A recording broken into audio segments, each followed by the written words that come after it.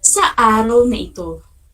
Maging alerto at listo sa anumang impormasyong magbibigay sa atin ng inspirasyon, pag-asa, at aral sa buhay na makatutulong sa pagiging mabuting tao. Handa na ba kayo sa ating aralin sa edukasyon sa pagpapakatao baitang siyam? Kung gayon, atin nang talakayin ang ating paksa. Isa sa pinakamasayang bahagi ng buhay high school ang paghahanap ng mga matatalik na kaibigan.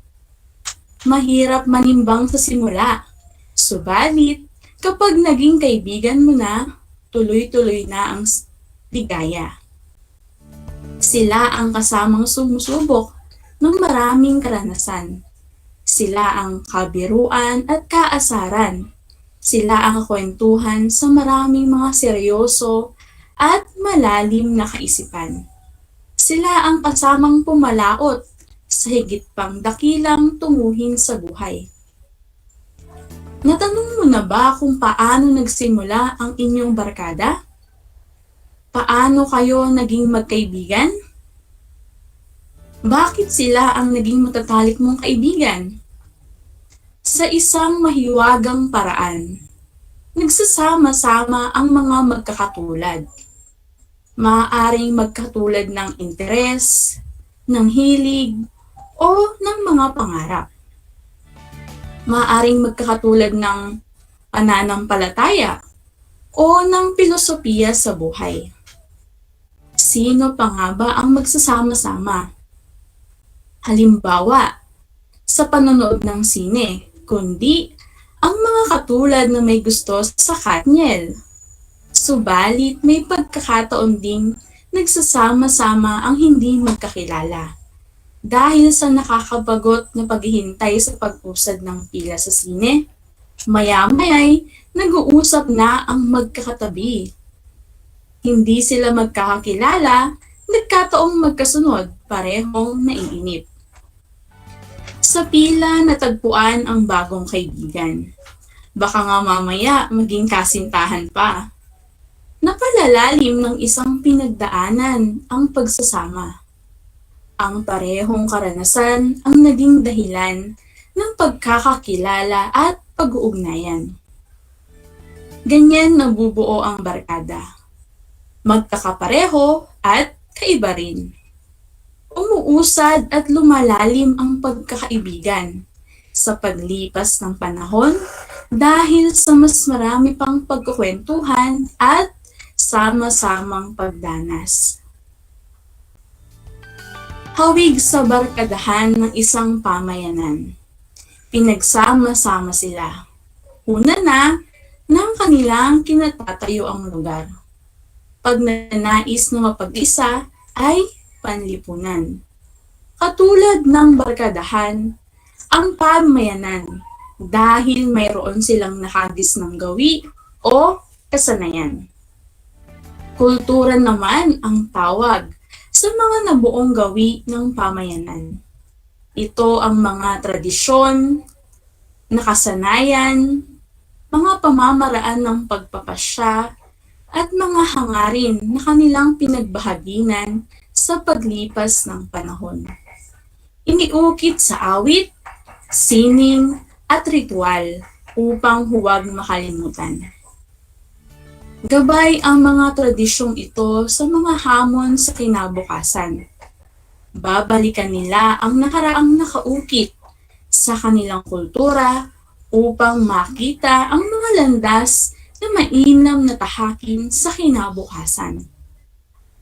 Pampolitika naman ang tawag sa paraan ng pagsasaayos ng lipunan upang masiguro na ang bawat isa ay malayang magkaroon ng maayos na pamumuhay. Makamit ang pansariling mithiin, sabay ang kabutihang panlahat. Pinangungunahan ito ng pamahalaan. Lipunang politikal. Ito ay ugnayang nakaangkla sa pananagutan ng pinuno na pangalagaan ang nabubuong kasaysayan ng pamayanan.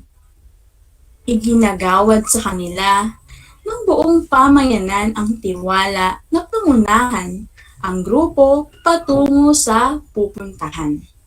Paglingap sa pangangailangan ng bawat kasapi at pangangasiwa sa pagsasama-sama ng grupo. Ang pag-unlad ng isang lipunan ay hindi gawa ng pinuno. Gawa ito ng pag-aambag ng talino at lakas ng mga kasapi sa kabuuang pagsisikap ng lipunan. Ang pamahalaan ang nangunguna sa gawaing ito.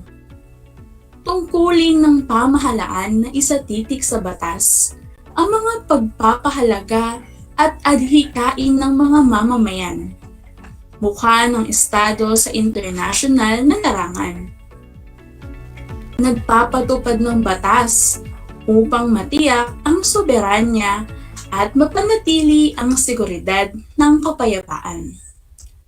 Hindi mula itaas patungo sa ibaba ang prinsipyo ng mahusay na pamamahala. Kailangan ang pakikipagtalaban ng nasa itaas sa mga nasa ibaba. Prinsipyo ng pagkakaisa o solidarity. Ang gagawin ng pinuno ay ang gusto ng mga pinamumunuan. At ang pinamumunuan naman ay susunod din sa gusto ng kanilang pinuno. Ito rin ang pagpapanatili ng pusong makabayanihan. Sapagkat maituturing na bayanihan kung mayroong pagkakaisa kagaya ng mga sinaunang Pilipino. Patuloy pa rin itong nakikita magpasa hanggang ngayon, ngunit madalang na ginagawa. Halimbawa na lang, ang araw-araw na pagsakay natin ng jeep. Ang simpleng pag-aabot ng bayad ay pagkakaisa. At tulad ng mga taong nagtitipon-tipon upang ipahayag at ipaglaban ang kanilang iisang saloobin ay isa ng prinsipyo ng pagkakaisa. Ang solidarity ay pagkakaisa, ang pinakatugatog ng ating pakikipagkapwa. Batay sa masusing pag-aaral ng ating katutubong wika, ang salitang kapwa ay nangangahulugan ng nagkakaisang pagkakakilanlan. Sa moral at etikal na kahulugan, ang prinsipyo ng pagkakaisa ay pakikipagkapwa. Ang prinsipyo ng pagkakaisa, mahalaga ang pagkakapantay-pantay ng lahat ng tao. Dahil iisa ang pinagmulan o pareho ng kalikasan. Kailangan ang pagkakaisa para sa pagtamo ng makatao, makatarungan, mapayapa, at maunlad na lipunan. Prinsipyo ng subsidiarity. Tutulungan ng pamahalaan ang mga mamamayan na magawa nila ang makapagpapaunlad sa kanila. Tungkulin ng mga mamamayan ang magtulungan at ng pamahalaan ang magtayo ng akmang estruktura upang makapagtulungan ang mga mamamayan. Ang prinsipyo ng subsidiarity ay isang panlipunang turo ng simbahang Katoliko o Catholic Social Teaching, kung saan kailangang hindi panghimasukan ng pamahalaan kung paano mapaunlad ang buhay ng mga mamamayan. Dahil kung gagawin ito ng pamahalaan, pinipigilan niya ang mga tao na yumabong at mapaunlad ang kanilang mga sarili, ayon sa kanilang sariling lakas at talino. Bagkus, ang pamahalaan ay susuporta lamang sa mga kinakailangan ng mga tao at tutulong sa pagpapaunlad ng kanilang mga adhikain para sa kabutihang panlahat, na hindi pakialaman ang kanilang mga ginagawa. Ang pamahalaan ay magbibigay ayuda o suporta sa mga mamamayan, na hindi niya pakialaman ang kanilang magagawa sa makapagpapaunlad sa kanila. Bawat tao sa lipunan ay mayroong magagawa at may aambag sa kanyang lipunan. Ayon sa PCP2, walang mahirap na walang may aambag at walang mayaman na walang kinakailangan. Lahat ng mayroong magagawa para sa lipunan. Lahat ng tao ay dapat mayroong boses at partisipasyon para sa kabutihang panlahat. Ang diwa ng subsidiarity ay partisipasyon o pakikilahok, kung saan ang bawat mamamayan ay mayroong may aambag para sa kultural, ekonomikal, politikal, at panlipunang buhay.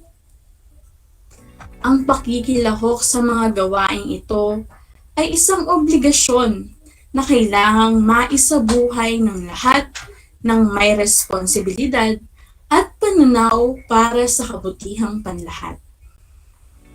Ikaw, ano ang may aambag mo sa lipunan? May kailangan kang gawin, hindi mo kayang mag-isa. Tungkulin ko ngayong tulungan ka sa abot ng makakaya ko. Ako naman ay may kailangang gawin ng mag-isa. Tungkulin mo ngayon na tulungan ako sa abot ng makakaya ko. Mahalagang tandaan mga anak ang mga sumusunod na konsepto mula sa ating aralin ngayong araw. Una, ang lipunang politikal ay ugnayang nakaangkla sa pananagutan. Ang pananagutan ng pinuno na pangalagaan ang nabubuong kasaysayan ng pamayanan. Iginagawad sa kanila ng buong pamayanan ang tiwala na pangunahan ang grupo patungo sa pupuntahan. Paglingap sa pangangailangan ng bawat kasapi at pangangasiwa sa pagsasama-sama ng grupo. Ang pag-unlad ng isang lipunan ay hindi gawa ng pinuno. Gawa ito ng pag-aambag ng talino at lakas ng mga kasapi sa kabuuang pagsisikap ng lipunan. Ikalawa, prinsipyo ng pagkakaisa o solidarity. Ito ay gagawin ng pinuno ang gusto ng mga pinamumunuan. At ang pinamumunuan naman ay sumusunod din gaya ng kanilang pinuno.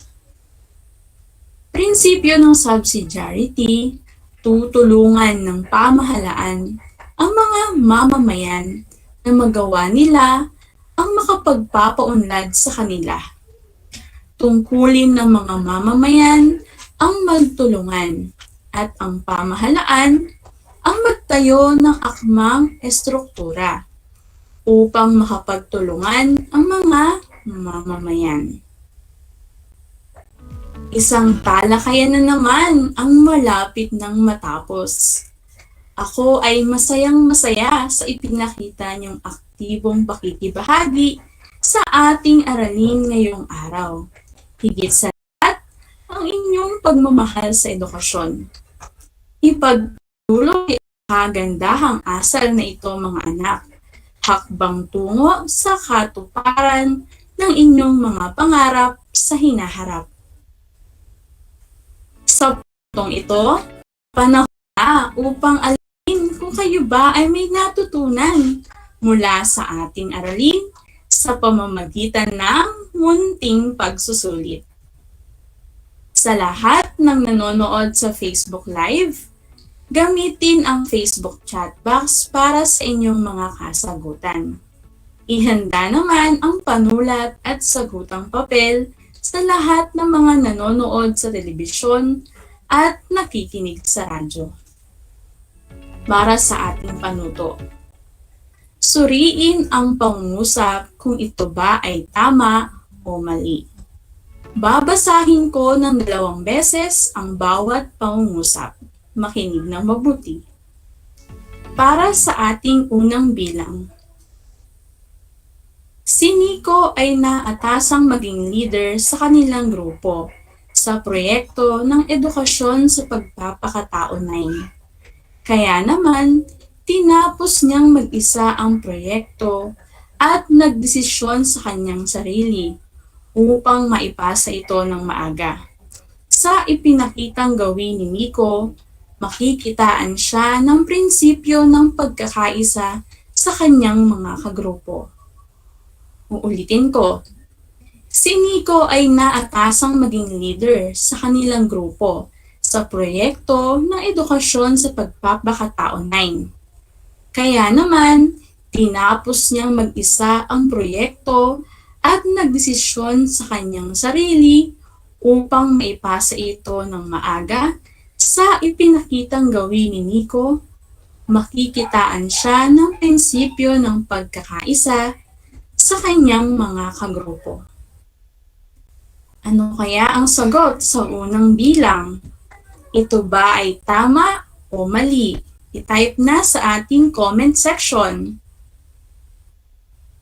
Yan, ang daming sumasagot. Para sa ating unang bilang, ang sagot ay mali. Dumako na tayo sa ikalawang bilang.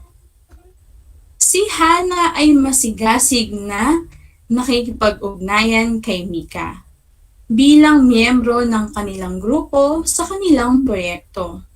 Kung ano ang pwede niyang gawin upang makatulong sa kanilang gawain. Pinapakita lang nito na si Hana ay may pagkakaisa sa kanyang grupo. Uulitin ko. Si Hana ay masigasig na nakipag-ugnayan kay Mika bilang miyembro ng kanilang grupo sa kanilang proyekto kung ano ang pwede niyang gawin upang makatulong sa kanilang gawain. Pinapakita lang nito na si Hana ay may pagkakaisa sa kanyang grupo. Ano kaya ang sagot sa ikalawang pangungusap? Ito ba ay tama o mali? I-type na sa ating comment section. Kung ang inyong kasagutan ay tama, magaling! Dumako na tayo sa ikatlong pangungusap.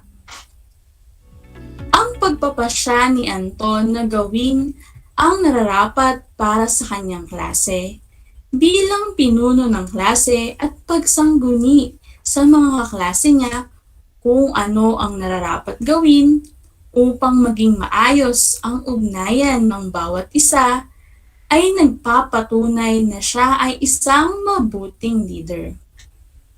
Ulitin ko. Ang pagpapasya ni Anton na gawin ang nararapat para sa kanyang klase bilang pinuno ng klase at pagsangguni sa mga kaklase niya kung ano ang nararapat gawin upang maging maayos ang ugnayan ng bawat isa ay nagpapatunay na siya ay isang mabuting leader. Ano kaya ang sagot sa ikatlo? Ito ba ay tama o mali? Kung ang inyong kasagutan ay tama, mahusay. Dumako na tayo sa ika-4.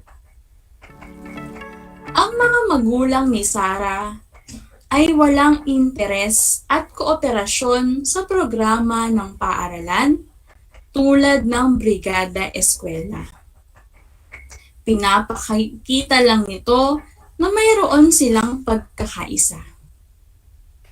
Uulitin ko, ang mga magulang ni Sarah ay walang interes at kooperasyon sa programa ng paaralan tulad ng Brigada Eskwela.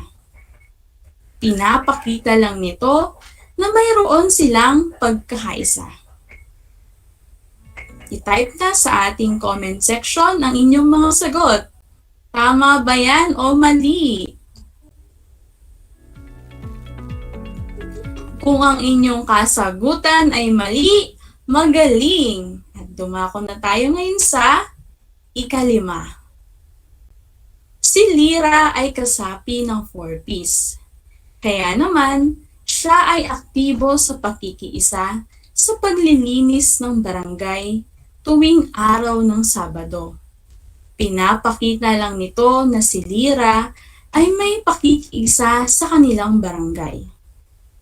Ulitin ko, si Lyra ay kasapi ng 4-piece, kaya naman siya ay aktibo sa pakikiisa sa paglilinis sa barangay tuwing araw ng Sabado. Pinapakita lang nito na si Lyra ay may pakikiisa sa kanilang barangay. Kung ang inyong sagot ay tama, mahusay!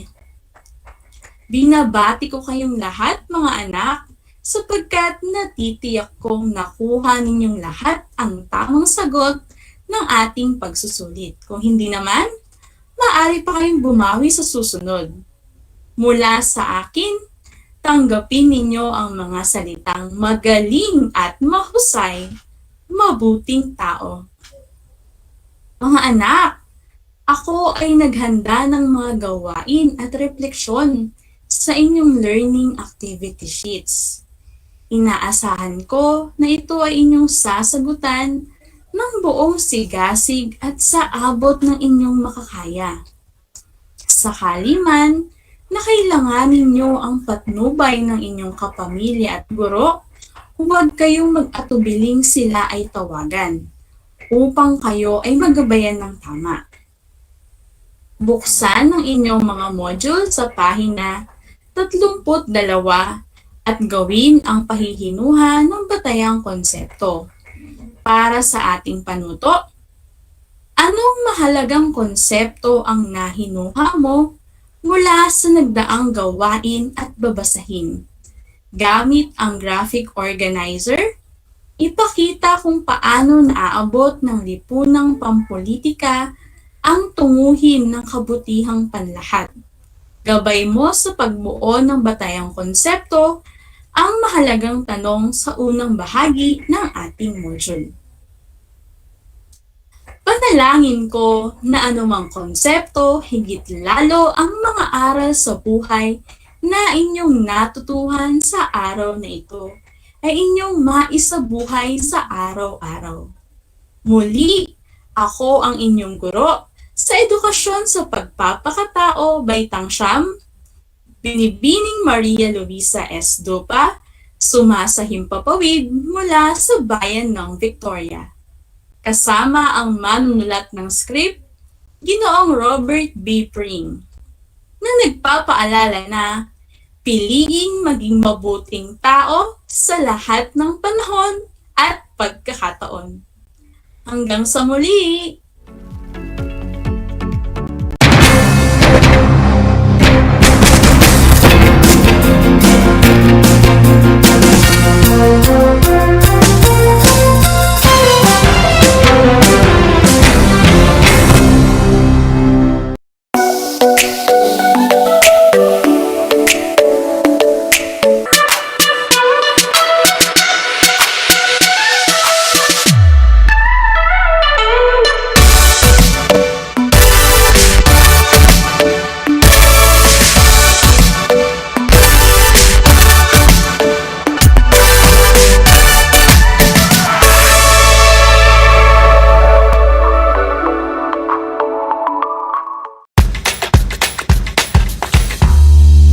Alam niyo ba na ang whale shark ay hindi isang whale? Ang whale shark o butanding ay kinikilalang world's largest fish at tinatawag gentle giants. May sukat itong 12 meters. Maliliit ang ngipin ng butanding, kaya naman planktons o maliliit na hipon at isda lang ang kaya nilang kainin. Simula noong 2011, marami nang nahumaling mag-whale shark watching sa Oslo, Cebu. Alam niyo na, yan ang whale shark! Upang matugunan ang mga kinakaharap na pagsubok ng mga guro at mag-aaral sa gitna ng kasalukuyang pandemya, nagsanib tulong sina Congressman Charlie Cojuangco ng unang distrito ng Tarlac, DEPED Region 3 Regional Director Dr. May B. Eclar at Tarlac Schools Division Superintendent Dr. Ronaldo Poson para sa isang napapanahong proyekto na tinaguriang Project Shine, Aral TarlakHenyo. Ang mga mag-aaral ng Grade 4 at Grade 5, ganon din ang Grades 8 and 9 sa buong probinsya ng Tarlac, kasalukuyang sumasailalim sa radio-based instruction. Katuwang ang himpilang DZTZ 828 kHz AM at RTV Tarlac, Channel 26. Ang Tarlac po nangunguna po ngayon pagdating po sa radio-based instruction. Marami pong humahanga sa atin. I'm very happy this station, itong DCTC, could reach the whole of Region 3. Hindi natin alam, we are contributing. We are creating a very big dent in the history of Philippine education. And I am proud. I am here in Tarlac. This is the noble cause of education in which you and I, without you knowing it, we are bound to do.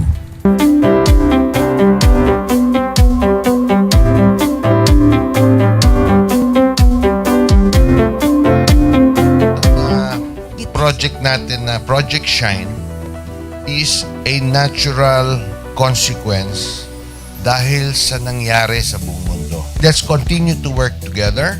I think it's very Filipino to practice bayanihan in anything or most of the things that we do. And this is a manifestation of that. No? We have private sector, we have DEPED, we have local government, all working together. And I hope the parents of some of these children, especially the parents that did not graduate from school or hindi nakapag-aral nung sila ay bata, sana naman gamitin na nila itong opportunity na mag-schooling na rin sila kasama ng mga anak nila para mag-bonding pati ang mga magulang sa mga bata. I look at this as doing God's work.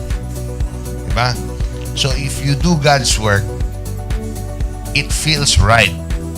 It's righteous. It's for good, not for evil. Good morning and happy learning, grade 4. Welcome to Aral TarlakHenyo here on RTV Tarlac, Channel 26. Simulcast over DZTZ 828. Radyo Pilipino Tarlac. I am Teacher Mercy Pacheco Bognot. This is Alistair Aidatu. I am Marie Josephine B. Andrade. I am Teacher Princess Marie M. Dueñas, and I will be your teacher broadcaster for today.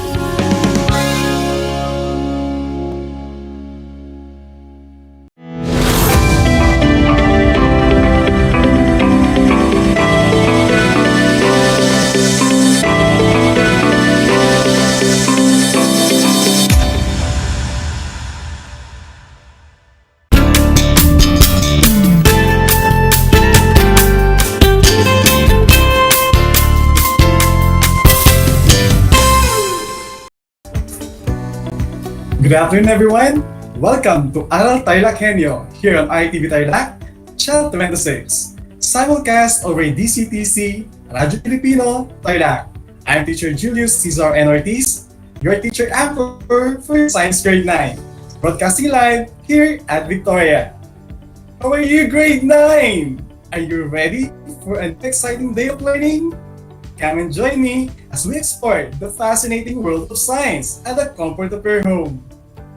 And so, I invite you now to bring out your self-learning modules, your science learning materials, compendium, and of course, your pen and paper to jot down said pieces of information. Should you have questions or clarifications, you can always type this in the chat box of our FB Live. In our previous lesson with Teacher Joy and Teacher Virgie, we were able to discuss the different parts of respiratory and circulatory system and figure out how these parts work together for the purpose of taking oxygen in our lungs, distribute it towards all over the body where there are cells, and to remove the byproduct of respiration called the carbon dioxide. Let me check if you kept something from our lesson last time. Let's have a short activity. I will be presenting statements related to our previous lesson, and you will be given 5 seconds to tell me if they are true or false. Are you ready? Let's begin. Number 1. The human respiratory and circulatory system work together to supply the body with oxygen and to get rid of waste carbon dioxide. Is this true or false? In 5 seconds.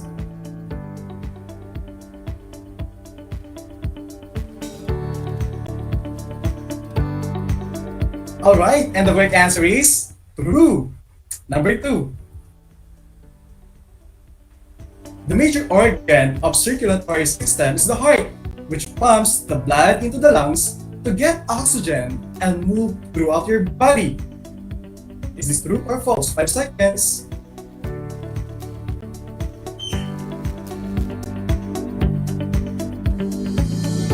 Did you answer false? Did you answer true? You got it right. Number 3. The heart is where the carbon dioxide and oxygen are exchanged. True or false?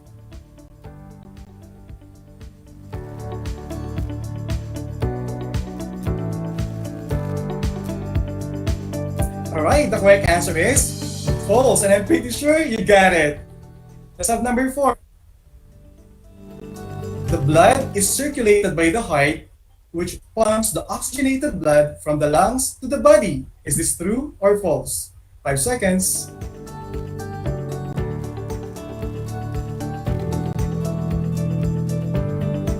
Alright, and the correct answer is true. How are you doing? That's great. And finally, let's have number 5. The circulatory system initiates gas exchange within the body, while respiratory system supplies oxygen in the body cells. True or false?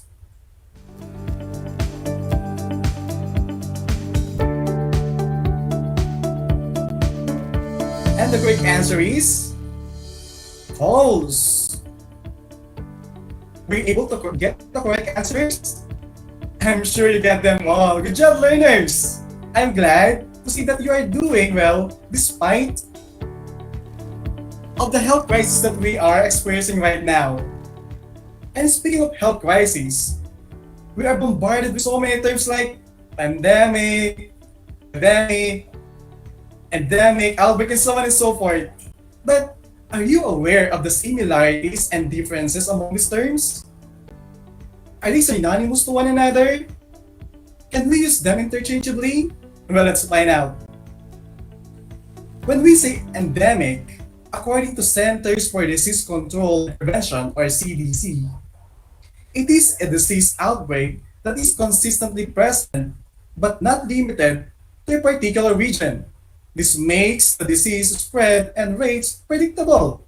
Malaria, the rabies, and polio, for example, are considered endemic in a certain countries or region. And when we say epidemic, it is the spread of disease across a larger group in a short period of time. It is an expected increase in the number of disease cases in a specific geographical area. In 1961 cholera epidemic in Manila, the Zika virus, measles, and the severe acute respiratory syndrome or SARS epidemic in 2003 are typically examples of this level that occurred throughout the Philippine history. And lastly, pandemic is the rapid spread of disease across several countries and continents, not to mention COVID-19. And why are we saying this? Learners, did you know that, according to Mailman School of Public Health, Columbia University, epidemic disease does not necessarily have to be contagious. For example, the rapid increase in obesity rates is also considered epidemics. Moreover, epidemics can refer to the disease or other specific health-related behaviors such as smoking, which rates that clearly above the expected occurrence in the community or region. This infographic tells us that the biggest culprit is China. Did you know that, according to a study, more than 7 million recorded deaths worldwide in 2019 from illnesses related to cigarette smoking? In our lesson this afternoon, we will find out how one's lifestyle affects the functioning of respiratory and circulatory system, zeroing in smoking. And we're going to identify the habits that you could practice in taking care of your respiratory and circulatory system. Tobacco smoke contains chemicals that are harmful to both smokers and non-smokers. Breathing even a little tobacco smoke can be harmful. Did you know that among the 250 known harmful chemicals in tobacco smoke, at least 69 can cause cancer or consider them carcinogenic? However, in our lesson this afternoon, we will be naming 6 of them.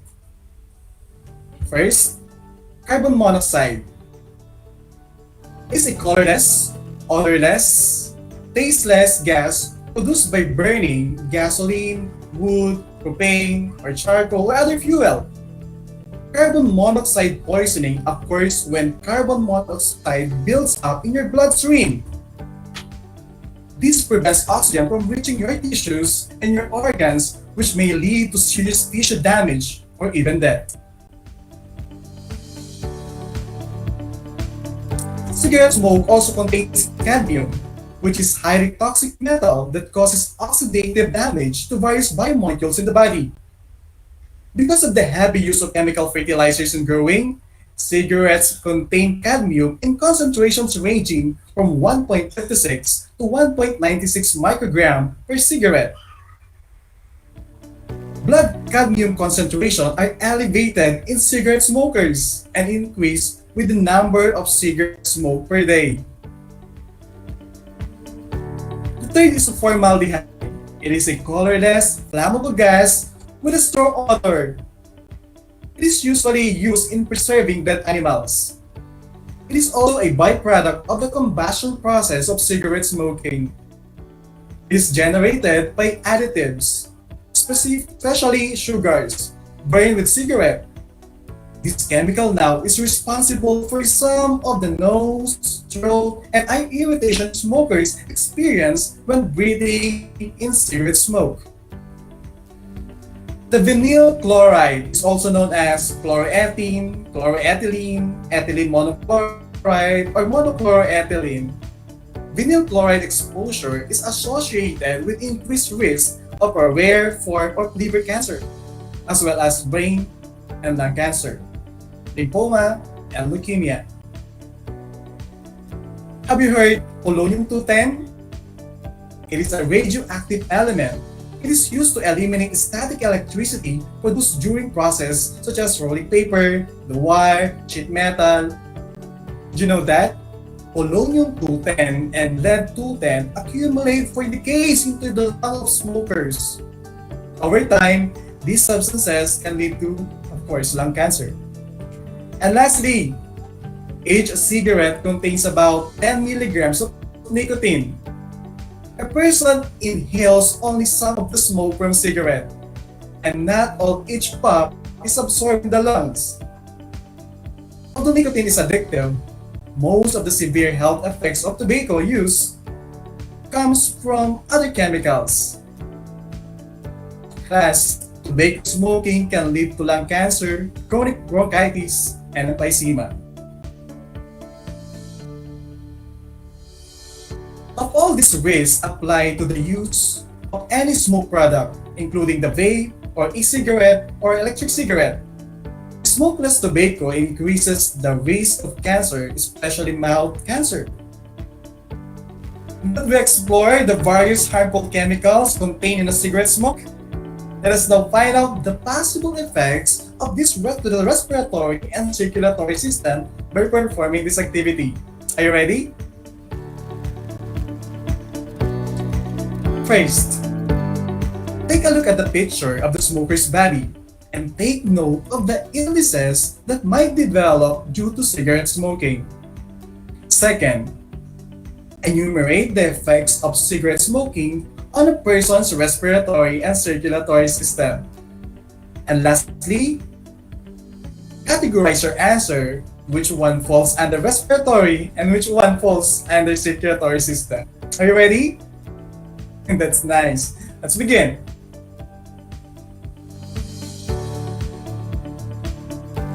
Now take a look at the smoker's head. Look at the details. The hair, the mouth, the ears. Look at the teeth. Look at the skin. What happened? Now let's move down. Now look at the neck. What is that device for? What happened to the backbone? Look at the lungs, the heart. What do you think are the various diseases that may develop in the organs along with smoking? Look at the breast. What can you say about the skin? Then going down, look at the kidney and other internal organs. What do you think may happen to the stomach? To the uterine, especially for pregnant women? What can you notice about the fingers and fingernails? Learners, how about these legs? The fingers, the skin. With all these effects of smoking in the body, do you realize how cigarette destroys smokers' body? And even non-smokers, we call them secondhand smoke, they are exposed to contribute to approximately 41,000 deaths among non-smoking adults and 400 deaths in infants each year. Imagine that. At this moment, we will try to classify those diseases or illnesses caused by cigarette smoke, whether they fall under circulatory or respiratory system. I'll give you 5 seconds to do that.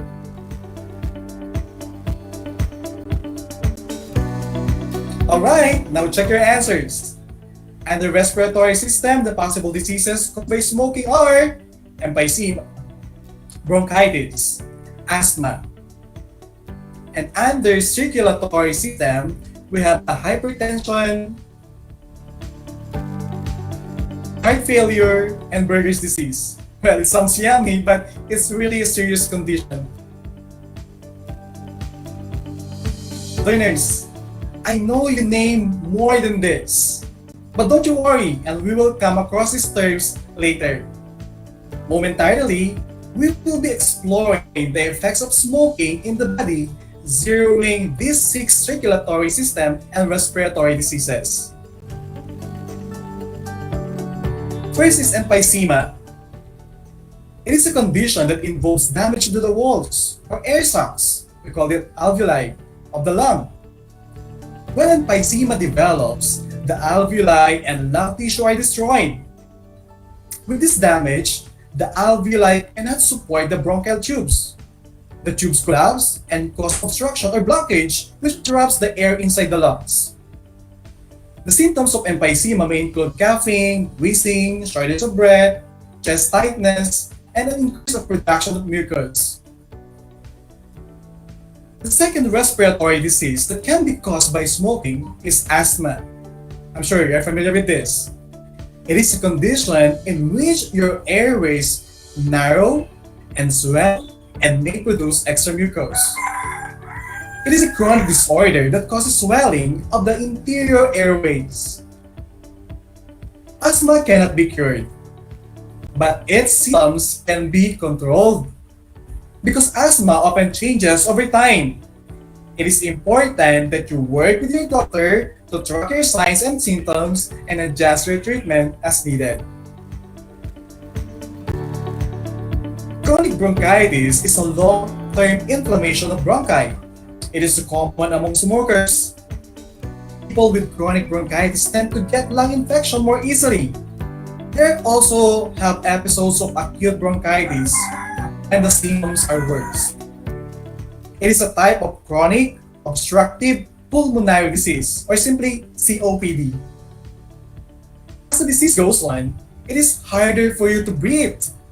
The other signs of chronic bronchitis may include cough, often with mucus, wheezing, tight chest, shortness of breath, and feeling tired.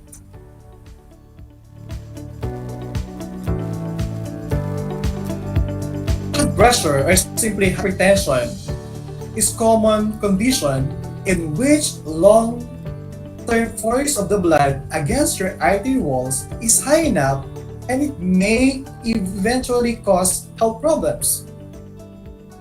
The nicotine in the cigarette smoke is a big part of this problem. You know why?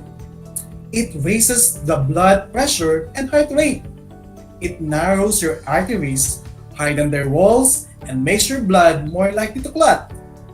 It stresses your heart and sets you up for a heart attack or stroke.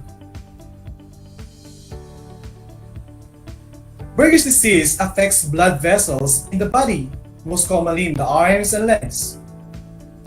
Blood vessels swell, which can prevent blood flow, causing clots to form. This can lead to pain, tissue damage, and even gangrene. Have you heard about it? It is a death or decay of body tissues. In some cases, amputation may be required. Almost everyone diagnosed with Buerger's disease smokes cigarette or uses other forms of tobacco such as cigars and chewing tobacco.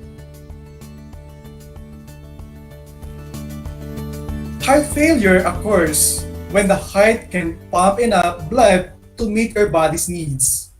It is the inability of your heart to pump blood around the body.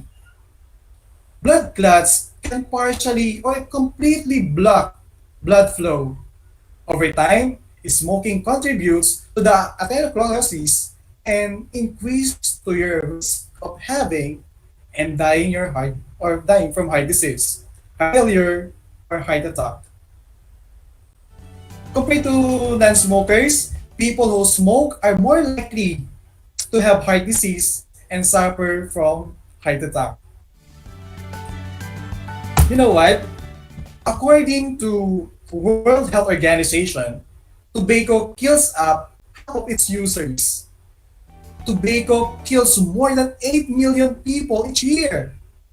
More than 7 million of those deaths are a result of direct tobacco use, while around 1.2 million are a result of non-smokers being exposed to secondhand smoke. This affirms what we just mentioned earlier. The tobacco epidemic is one of the biggest public health threats the world has ever faced, killing more than 8 million people a year around the world. At this point in time, let us deepen our understanding through a picture analysis. I'll be presenting pictures similar to what I presented earlier, and you will tell me the specific condition or disease that picture depicts. You'll be given 5 seconds to do that. Are you ready? That's great. First picture.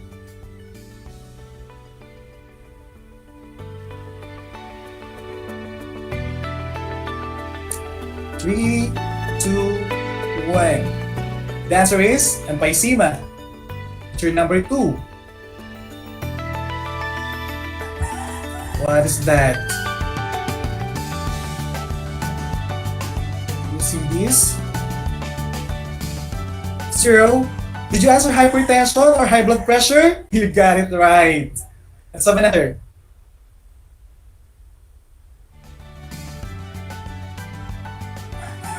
5, 4, 3. What can you say about this picture?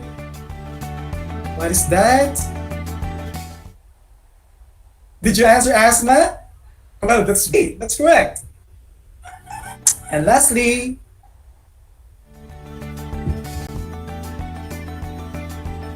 what is that? The fingers. 0. That is the Buerger's disease. Did you get them all? Wow, terrific! Congratulations, learners! I'm very happy that you were able to identify some of the effects of cigarette smoking through visual representation. And I can tell you are very much ready to take our quiz. So, I invite you now to grab your paper and pen and join me in answering the following questions. Are you ready? Let's get started. Number 1. Which of the following components of cigarette smoke is used in preserving dead bodies? Is it A, cadmium,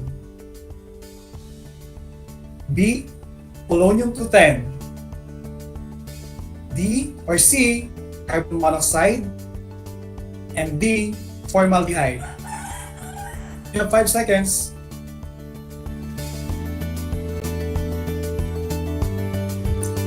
There you go! The correct answer is letter D. Let's have number 2. Which of the following is a lung condition that causes shortness of breath due to the damage of the walls of alveoli of the lung? Is it A. Emphysema, B. Bronchitis, C. Lung cancer, and D. Hypertension? You have 5 seconds.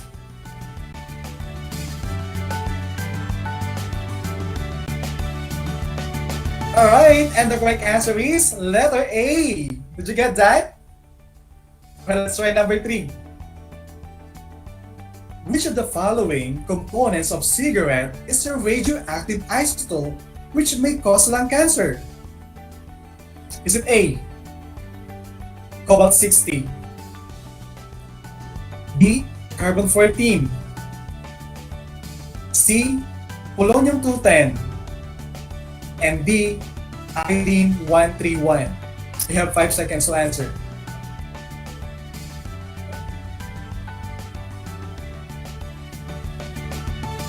There you go! The correct answer is letter C, and that is polonium-210. Let's have number 4. Which of the following conditions can cause swelling of blood vessels which prevent blood flow, causing clots to form? Is it A. Asthma, B. Bronchitis, C. Heart failure, and D. Buerger's disease? You have 5 seconds.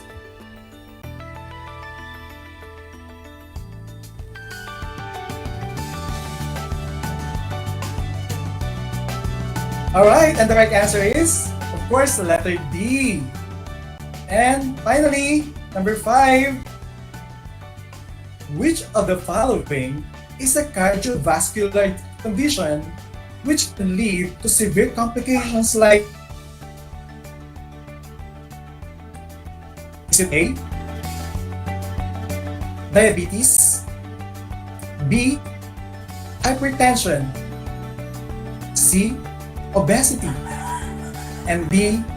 Aneurysm? You have 5 seconds to answer.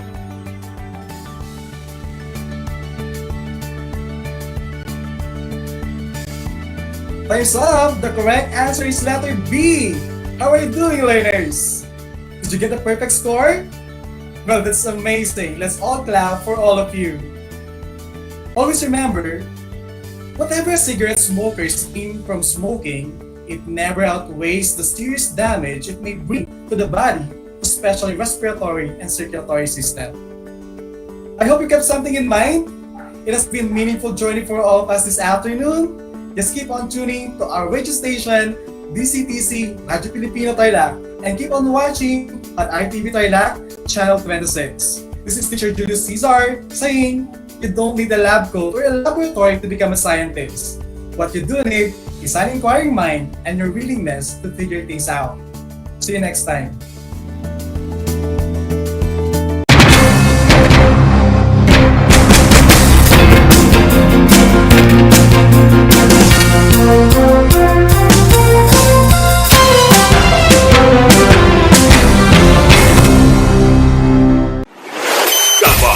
Radyo Pilipino. Impormasyong may kalidad, serbisyong may halaga, saan mang bahagi ng Pilipinas. On air. Saan mang bahagi ng mundo. Online. Ano mang uri ng pamumuhay. Kasama, katuwang, kapinoy. Kabahagi mo. Radyo Pilipino. Radyo Pilipino. Gutom ka ba sa impormasyon? May namiss ka bang subject at leksyon? Gusto mo bang alalahanin ang nakaraan o dagdagan ang iyong kaalaman? Lahat yan alamin natin because the professor is in. Professor on Air. And online. Kasama si Professor Willie Perez. Isang oras na kaalaman, isang oras na makabuluhan. Professor on air. Mamangha at tumawa sa mga tips at trivia. Sa gabay at tanong, sagot ka rin niya. Professor on air and online. Kasama si Professor Willie Perez. Tuwing Sabado, alas 10 hanggang alas 11 ng umaga. Mapapakinggan sa Radyo Pilipino at mapapanood sa RTV Tarlac Channel 26. Professor on air.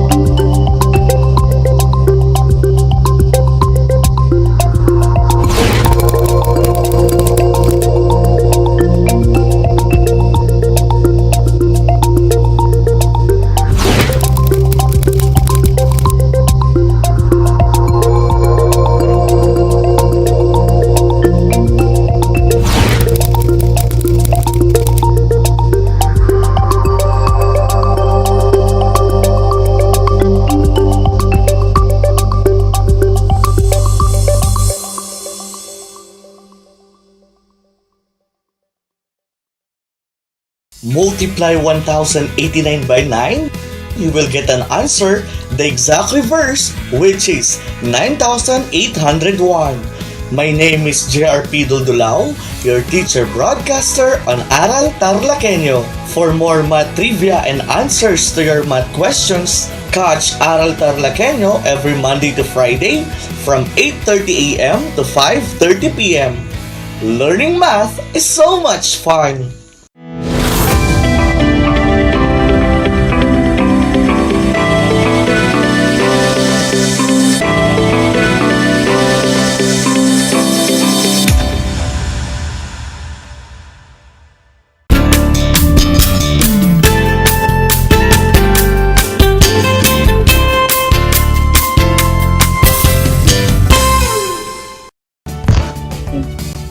Good afternoon, grade 9 learners. Welcome to Aral TarlakHenyo here on RTV Tarlac, Channel 26, simulcast over DZTC, Radyo Pilipino, Tarlac. And we are also live on Channel 100 of Converge Cable TV. This is Ma'am Renilyn Eliapitan, your anchor teacher for today. Get ready to listen and try your best to participate in our exciting activities for today. Go to your learning space or area where you can focus with your papers or notebook or pen and ball pen. For today, you will be applying what you have learned about quadratic equations with our previous teacher broadcasters, specifically the rewriting and transforming of algebraic equations to quadratic equations, as well as the methods of solving quadratic equations. For today's topic, it is all about problem solving involving quadratic equations, and you are expected to translate mathematical statements into algebraic equations. Number 2, Apply a systematic method to solve word or real-life problems involving quadratic equations. And third, appreciate the use of systematic method in solving problems. To activate your prior knowledge on the steps in solving word problems, I have prepared for you some questions to answer. Please follow the direction and try your best to answer. Are you ready, guys? I hope you are. Here is the direction. Unscramble the letters to form the steps in solving word problems. Then use the letter codes to complete a code from Donna Coran. The code is at the bottom. Let's begin. You are given 5 seconds to answer each of the questions. For number 1, we have the letters A, T, I, O, N, L, Y, Z, A, and A.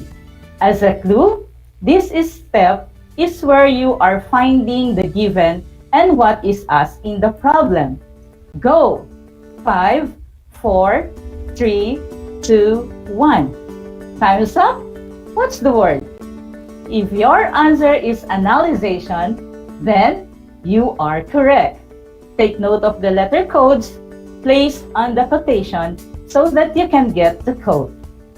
For number 2, the letters are A, T, I, O, N, P, R, E, S, E, N, T, R, E.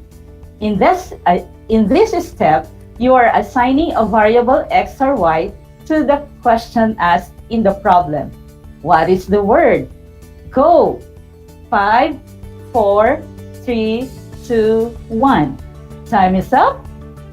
If your answer is representation, then again, you are correct. Now, let's proceed to number 3. The letters are Q, U, A, T, I, O, N, E. This is a kind of formula as a guide in solving. What is the word? Go! 5, 4, 3, 2, 1. Time is up. Did you get the correct word? Very good. The word is equation. Again, take note of the letters placed on the code. Can you guess now the code? Well, you are now getting close to the answer. Let's have number 4. The letters are L, O, T, I, O, N, S, U. This is a process of showing how to get the answer to the problem. Go! 5, 4, 3, 2, 1. Time is up. What is the word? Easy, right? The word is solution. Very good. If you get it correctly, then you are doing a good job. For the next word, the letters are K, E, N, G, C, H, I, C. This step is to know if the answers are correct. Ready, go! 1, 2, 3, 4, 5. Time is up. Perfect. What is the word? Yes, yes, yes. The word is checking. I guess you are not having a hard time answering. If you know the code already, then you can type it in your comment box. To those who cannot figure out yet, let's proceed to the last word with the letters C, L, U, C, O, N, S, I, O, N. This is a statement usually with the word therefore to give the final decision. Go! 5, 4, 3, 2, 1. Time is up. The word is conclusion. Did you get it correctly? Amazing! So what is the code? The code is every problem has a creative solution. Excellent, dear learners. You got it correctly. So no worry now. Again, according to Donna Karan, every problem has a creative solution. Now, let's enumerate the systematic steps in solving word problems, which I suggest that this is an effective method of solving problems, especially to the beginners. We have the first, analyzation. Second, representation. Third is equation. Fourth, solution. The fifth is checking. And the sixth is conclusion. In short, just remember the acronym ARESC plus C. ARESC plus C. Now that you know already the step-by-step procedure in solving word problems, let us now apply it to solve word or real-life problems involving quadratic equations. So are you ready? Very good. Let's have illustrative example number 1. The length of a rectangular garden is 4 meters more than its width. If the area of the garden is 45 square meters, what are the dimensions of the garden? Please listen attentively as I discuss to you how to solve this problem. Let us now apply ARESC plus C. For the analyzation, you will just identify the given and what is asked in the problem. So, the given are length of the garden is 4 meters more than its width. The other is area is 45 square meters. So, for our representation, we represent the unknown or what is asked in the problem. So we write, let x be the width, x plus 4 be the length. For the length is 4 greater than the width. Now, let us write the equation. Since we all know that length times width or width times the length is equal to the area of a rectangle, then we will use that formula to form the equation. From the representation, substitute x to the width, x plus 4 to the length, and 45 as the given area. So, the resulting equation is x times the quantity x plus 4 equals 45. After writing the equation, let's proceed with the solution by performing the indicated operations. So, we are going to multiply x by the quantity x plus 4 equals 45. Using the distributive property, this will result to x squared plus 4x is equal to 45.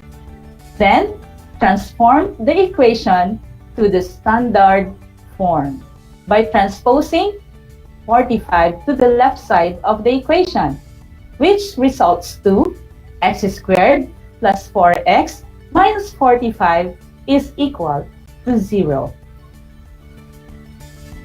Then, think of the appropriate method of solving quadratic equation that is applicable to this quadratic equation, and that is factoring. So the factors are the quantity x plus 9 times the quantity x minus 5, then equate to 0. Apply the zero product property. So let's equate the two factors to 0. So we have x plus 9 to 0 equals 0, and x minus 5 equals 0. With that, we have x equals negative 9, and the other x is equal to 5. Since we are dealing with measurements, we are to get the positive value of x, and that is 5. Okay, 2 more steps to go. So in our solutions, we have already x equals 5 meters as the width, and x plus 4 equals 9 meters as the length. So the next is our checking. To check, you are going to substitute the solution that we got in the original equation. And that is 5 times 9 equals 45. And 5 times 9 equals 45 is 45 equals 45. After checking, if you have seen that the two sides of your equations are already equal, then the answer or the solution is correct. Now let's go to the last step, and that is conclusion. So, to conclude, we can say now our final decision, which is, therefore, the dimensions of the rectangular garden are 9 meters for the length and 5 meters for the width. Okay? Did you understand how the problem was solved? And that is with the use of our method, which is RS plus C. I hope you can follow. Now let's proceed to our next illustrative example. The problem states that the product of two consecutive even integers increased by 5 is 85. What are the integers? Again, let us apply our method to solve this problem. For the analyzation, let's identify the given. So our given are two consecutive even integers, and their product increased by 5 is 85. What is asked in the problem? The two even integers. Okay? Next to that is the representation. Since the unknown are the two even integers, so let's just write, let x be the first even integer and x plus 2 as the second even integer. After that is our equation. Let's write the equation from the problem. Translating the mathematical statement, the product of two consecutive even integers increased by 5 is 85. Use the representations to write the equation. So we have now x times the quantity x plus 2 plus 5 equals 85. Okay? For our solution, let's get the product of x times the quantity x plus 2, add 5, and equals 85. So we have x squared plus 2x plus 5 equals 85. Then, transpose 85 to the left side of the equation and combine similar terms to arrive to a quadratic equation. So we have x squared plus 2x minus 80 is equal to 0. See to it that your quadratic equation is already in the standard form. Again, if it's already in the standard form, choose the appropriate method to solve the quadratic equation. Okay? So factoring is used. That is the most appropriate. So we have the factors as the quantity x plus 10 times the quantity x minus 8 equals 0. Then, we are going to apply the zero product property to find the values of x. So equating x plus 10 to 0, we have x equals negative 10. And equating x minus 8 to 0, we have x equals 8. Since the x values represent our first even integers, let's get the second even integers by adding 2 to the x values. So we have negative 8 and 10 as our second even integers. Okay, with our solution, we have two sets of consecutive even integers. If the first even integer is negative 10, so the second even integer is negative 8. While if the first even integer is 8, then the second integer is 10. After showing the solution, proceed to the checking to be sure of your answer. Okay, as usual, to check, you get the original equation, substitute your x and x plus 2.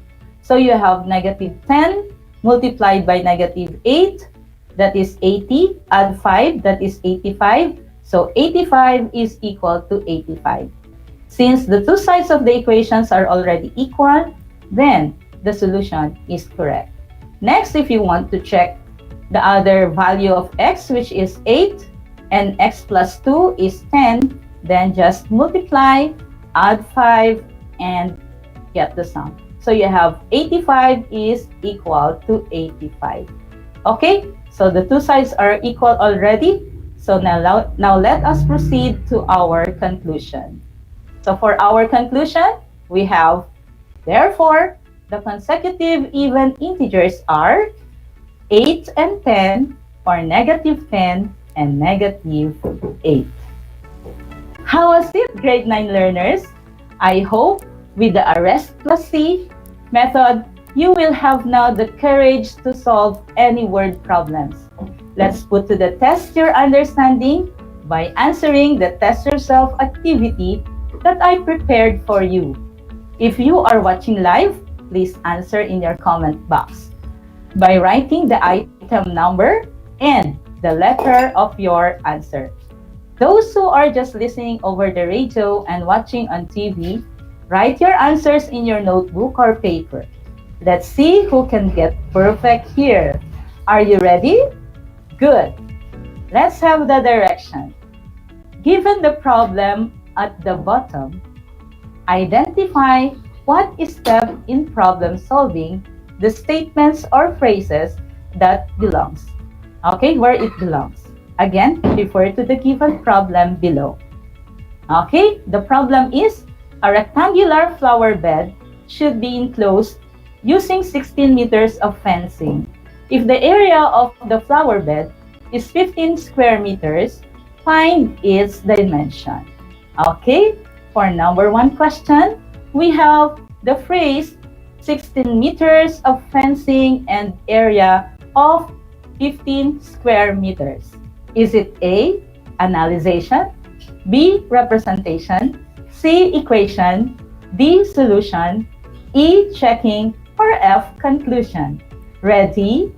1, 2, 3. Time is up. You are right if your answer is analyzation, because the phrase are the given in the problem, right? Let's go to question number 4, number 2, I mean. With the same problem, x times the quantity 8 minus x is equal to 15. Is it analyzation, B, representation, C, equation, D, solution, E, checking, or F, conclusion? Go. 1, 2, 3. Time is up. The correct answer is letter C, equation, because that is the equation needed to solve. I hope everybody got it correctly. Next, let's have the statement or the phrase, let x be the width and the quantity 8 minus x be the length. Again, is it A, analyzation, B, representation, C, equation, D, solution, E, checking, or F, conclusion? Okay, 1, 2, 3. Time's up. The correct answer is letter D, representation. Very good. Because the phrase started with the word let. Isn't it? Good observation, guys. Now let's have number 4. Therefore, the dimensions of the flower bed are 5 meters for the length and 3 meters for the width. Is that A, analyzation, B, representation, C, equation, D, solution, E, checking, or F, the conclusion? 1, 2, 3. Okay, the correct answer is letter F, conclusion. I hope you all get the correct answer because of the word therefore. that you see in the beginning of the statement. Correct? Very good. Now, let's have the next one. For the last question, we have x equals 3 and x equals 5. Is that A, analyzation, B, representation, C, equation, D, solution, E, checking, or F, the conclusion? Go. 1, 2, 3. Time is up. The correct answer is letter D, solution.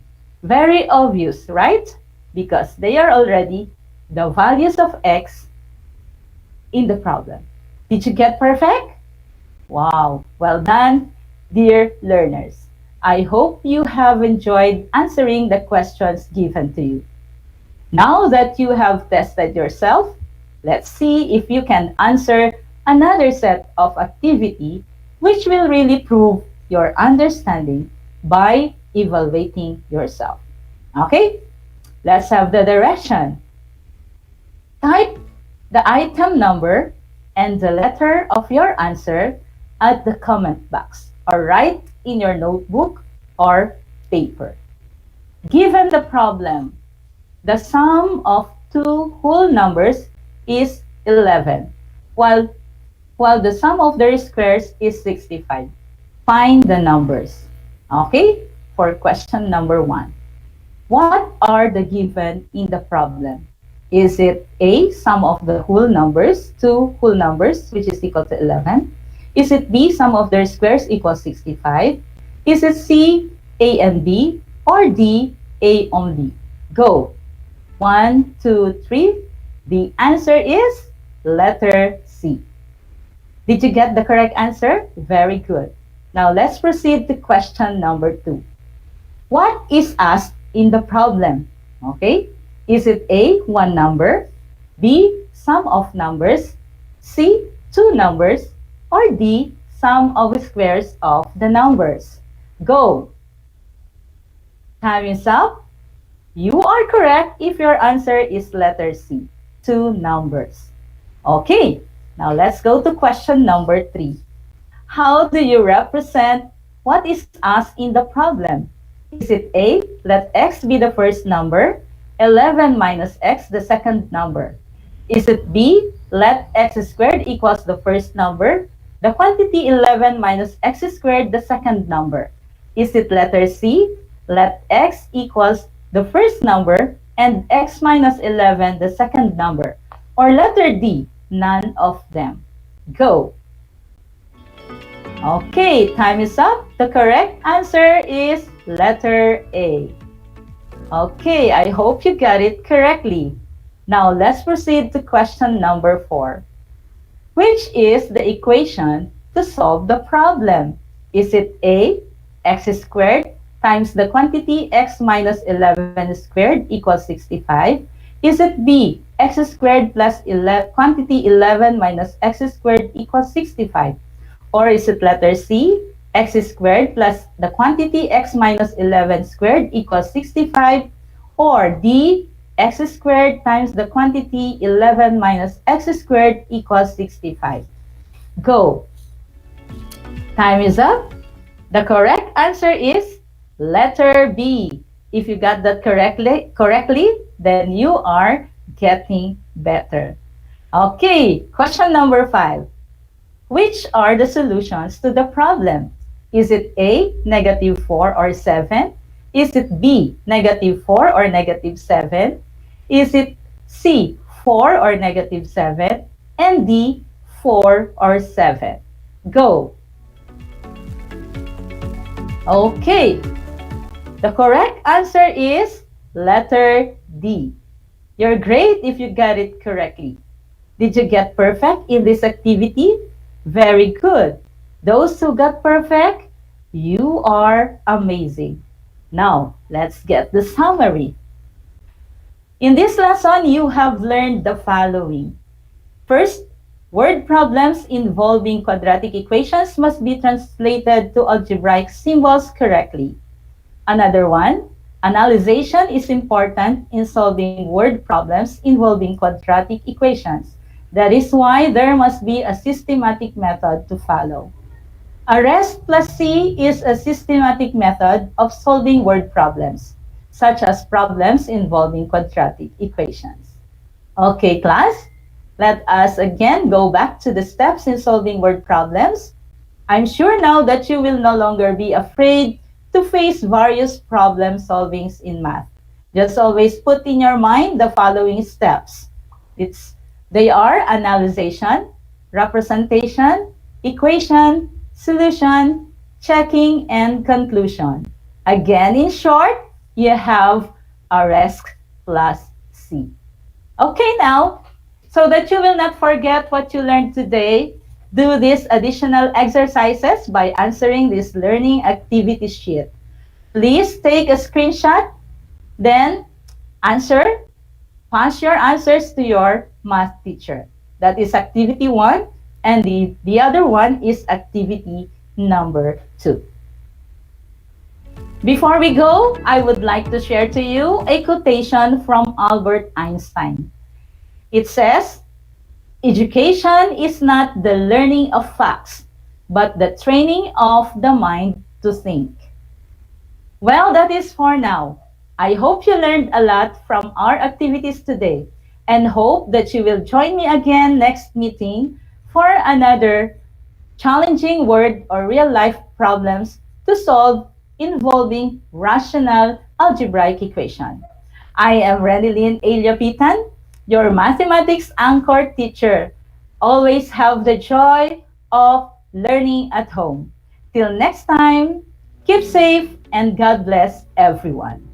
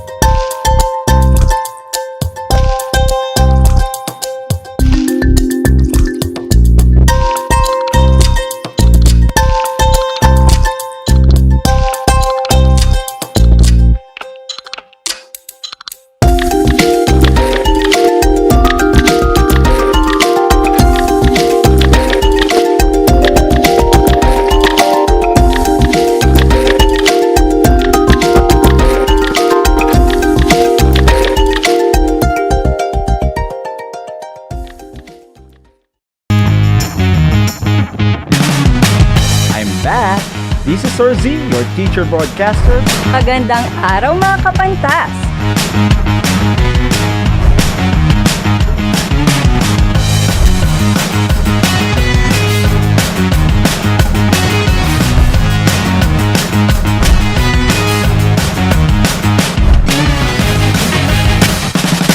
Welcome to Aral TarlakHenyo.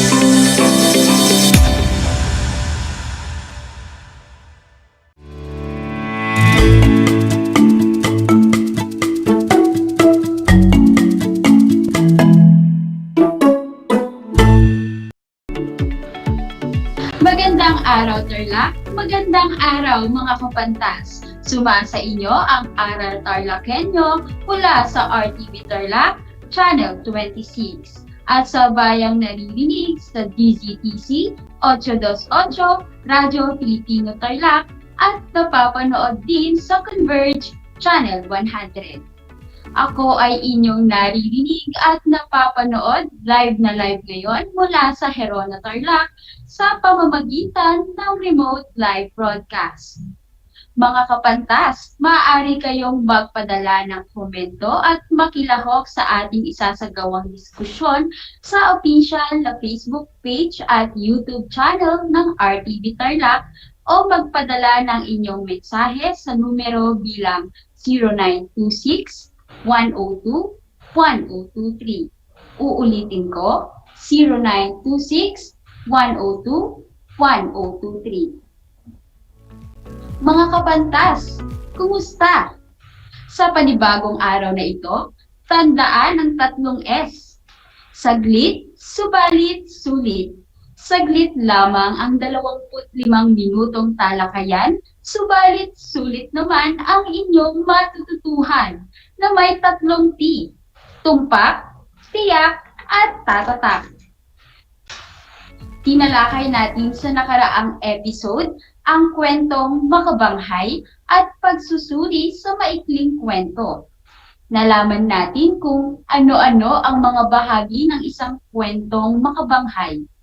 Natutuhan din natin ang 4 na karaniwang dapat masuri sa isang kwento.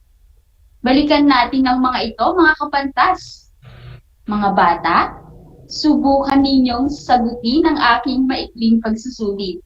Maaari kayo makibahagi sa comment section. Narito ang aking panuto, makinig ng mabuti. Ayusin ang karaniwang banghay ayon sa tamang pagkakasunod-sunod. Lagyan ng bilang mula 1 hanggang 5. Sa inyong sagutang papel, ilagay lamang ang code na gawain 1.1. Narito ang inyong pagsusunod-sunurin. Pababang pangyayari, kasukdulan, panimulang pangyayari, resolusyon, papataas na pangyayari. Uulitin ko, narito ang inyong pagsusunod-sunurin. Pababang pangyayari, kasukdulan, panimulang pangyayari, resolusyon, papataas na pangyayari. Ayan mga kapantas, alam kong kayang-kaya ninyong sagutin ang aking maikling pagsusulit. Tignan nga natin kung nakuha ninyo ang tamang pagkakasunod-sunod ng isang banghay ng maikling kwento. Narito ang tamang pagkakaayos. Una, panimulang pangyayari. Ikalawa, papataas na pangyayari. Ikatlo, kasukdulan. Ika-4, pababang pangyayari. At ang huli, resolusyon. Tama ba kayo mga kapantas? Palakpakan naman ninyo ang inyong mga sarili. Ngayon naman, balikan natin kung ano ang mga dapat masuri sa isang maikling kwento. Makinig ng mabuti at narito ang aking panuto. Ibigay lamang ang aking hinihingi. Isulat lamang sa inyong sagutang papel ang tamang sagot. Ilagay ang code na gawain 1.2. Narito naman ang inyong mga pagpipilian. Tauhan, paksa, banghay, estilo ng manunulat. Uulitin kong muli ang aking panuto. Ibigay lamang ang aking mga hinihingi. Isulat lamang sa inyong sagutang papel ang tamang sagot. Ilagay ang code na gawain 1.2. Narito ang inyong mga pagpipilian. Tauhan, paksa, banghay, at estilo ng manunulat. Handa na ba kayo mga kapantas? Narito ang una. Sila ang nagsipagganap sa kwento. Maaari silang protagonista o antagonista. Sila ay maaari ring lapad kung walang pagbabago, o bilog, o may natanggap na pagbabago. Ano ito mga kapantas? Kung ang sagot ninyo ay tauhan, tama ang inyong kasagutan. Dumako naman tayo sa ikalawa. Sinusuri rin natin kung saan patungkol ang kwento. Maaari itong karanasan, imahinasyon o aral. Ano ito? Mahusay kayo kung ang sagot ninyo ay paksa. Ayan mga kapantas, dumako naman na tayo sa ikatlong katanungan. Ito ay ukol sa pagkakasunod-sunod. Nakatutulong ito para sa pag-unawa ng kwento o sa pagkakaroon ng papataas at pababa na takbo ng emosyon. Ano ito mga kapantas? Kung ang sagot ninyo ay banghay, tama na naman ang inyong kasagutan. Makinig pa ng mabuti dahil narito na ang huli kong katanungan. Ito ang paraan kung paano inaayos ng manunulat ang kanyang mga salita upang magpahiwatig ng ideya at magkaroon ng kapanabikan at kagandahan ng akda. Ano muli ito mga kapantas? Ang tumpak na sagot dito ay estilo ng manunulat. Napakahusay ninyo, bigyan ninyo ang inyong sarili ng masigabong palakpakan. Ayan mga kapantas, nalaman na ninyo kung gaano kahalaga ang pagkakasunod-sunod sa isang kwento. Ngayong araw, talakayin naman natin ang mga salitang makatutulong sa inyo para sa pagkukwento ng may pagkakasunod-sunod. Gusto niyo ba yun mga kapantas? Pero bago yan, bakit hindi mo na tayo magluto? Oo, tama ang inyong nadinig. Tuturuan ko kayong magluto. Napakahalaga ng kanin para sa hapagkainan at kulturang Asyano. Sa katunayan, tayong mga Asyano ay mayroong napakaraming lutuin may kinalaman sa kanin. Isa sa mga paborito ng mga Pilipino ay ang sinangag. O makinig kayong mabuti dahil kung may matitira kayong kanin mamayang gabi ay baka ito ang lutuin ninyong almusal para bukas. Umpisa na natin. Ihanda muna natin ang ating mga sangkap.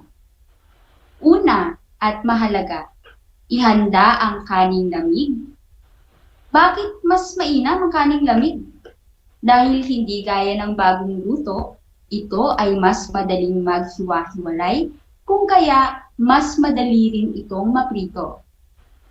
Sunod, balatan at hiwain ng bawang. Maglagay na rin ng mantika sa kawali. Ihanda na rin ang asin, pamintang durog, at iba pang pampalasa. Konti lamang ang ating mga sangkap dahil simple lang naman ang ating lulutuin. Narito na ang aking mga hakbang. Una, ipainit ang mantika sa katamtamang apoy. Ito naman ang isang hack para maging malutong ang bawang. Habang naghihintay uminit ang mantika, ibabad sa kaunting tubig ang bawang. Saka salain. Kapag kumukulo na ang mantika, hinaan ng apoy, saka dahan-dahang ilagay ang basang bawang. Mag-ingat sa tilamsik mga kapantas. Huwag hahayaang masunog ang bawang. Ilagay ang kaning lamig. Isa na namang tip para sa inyo. Huwag ilalagay agad lahat ng kanin. Igisa muna ang kalahati nito hanggang maging maluto. Pagkatapos ay maglagay na ng asin, pamintang durog, at pampalasa ayon sa iyong ninanais. Huli, kung gusto pang gawing espesyal, habang mainit pa ay maglagay ng mantikilya at kaunting dahon ng sibuyas.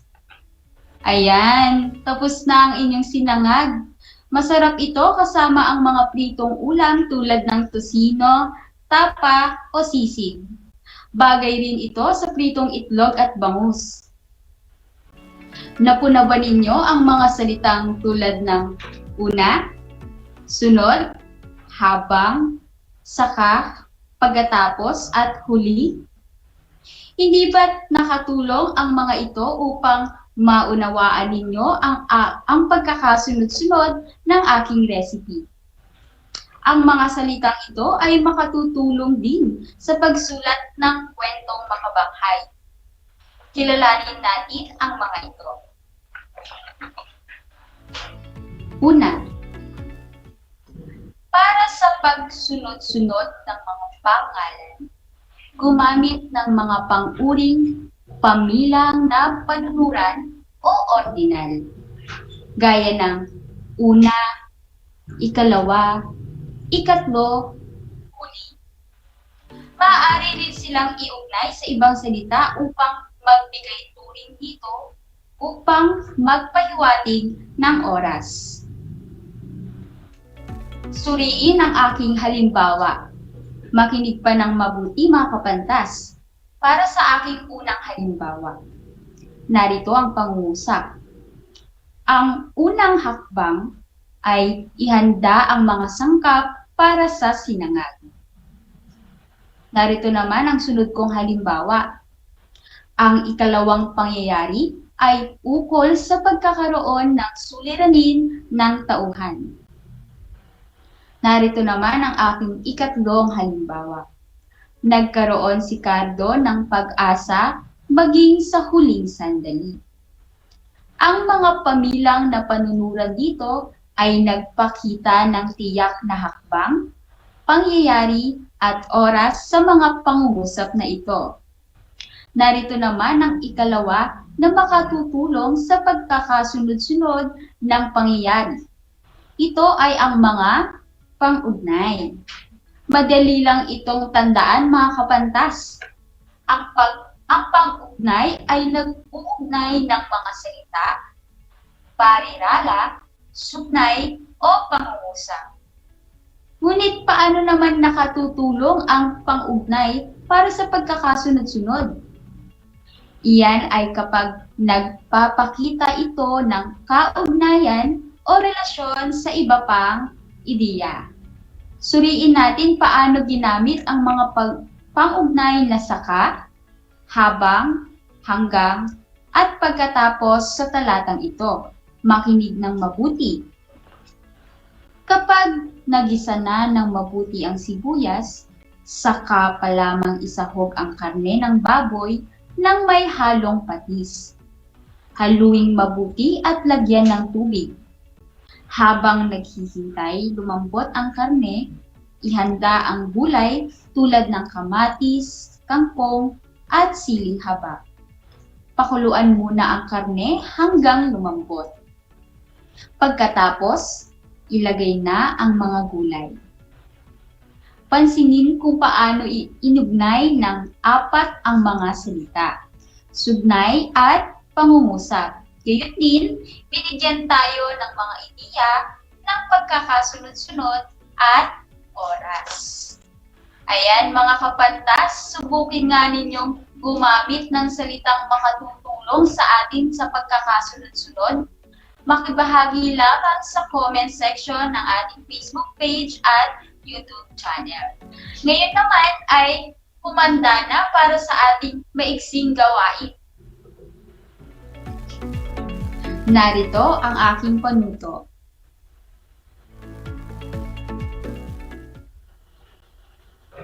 Piliin sa mga salitang nakapanaklong o parenthesis ang naaakop para sa pangungusap. Para sa mga nakikinig sa radyo, babanggitin ko kung ano ang mga salitang nasa loob ng panaklong, kung kaya't makinig kayo ng mabuti. Isulat sa inyong papel ang code na Gawain 1.3. Uulitin ko ang aking panuto. Piliin sa mga salitang nakapanaklong o parenthesis ang naaangkop para sa pangungusap. Para sa mga nakikinig sa radyo, babanggitin ko kung ano ang mga salitang nasa loob ng panaklong, kung kaya't makinig kayo ng mabuti. Isulat sa inyong papel ang code na Gawain 1.3. Para sa unang bilang.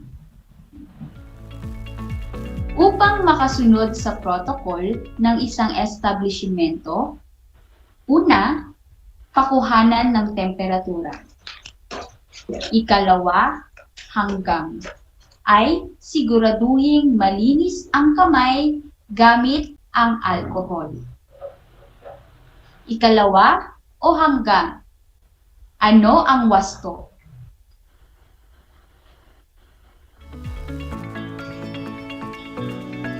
Kung ang sagot ninyo ay salitang ikalawa, tama ang inyong kasagutan.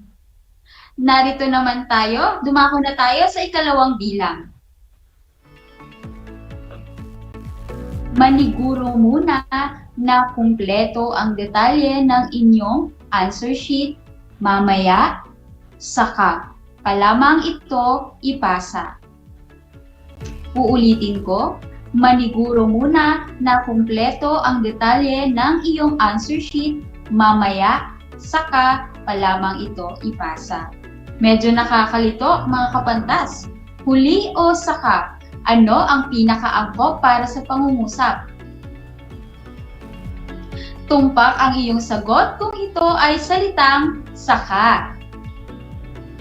Dumako na tayo sa ikatlong bilang. Laging manalig sa Panginoon sa pagkatapos huli. Ang pananampalataya ang ating mananatiling sandigan. Ano kaya ang tama? Pagkatapos o huli? Kung ang sagot mo ay huli, nakakuha ka muli ng tamang sagot.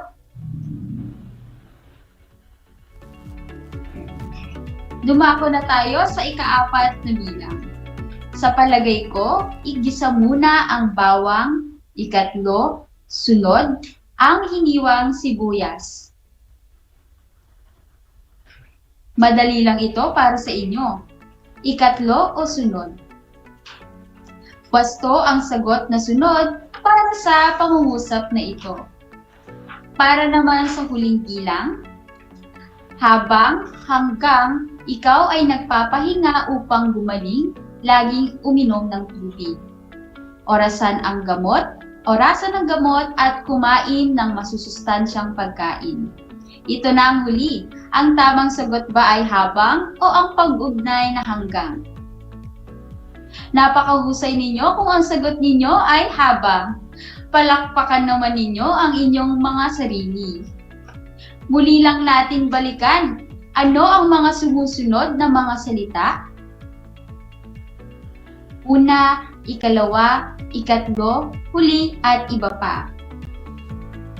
Tama kayo kung ang sagot ninyo ay pamilang na panunuran o ordinal. Saan naman nabibilang ang sumusunod?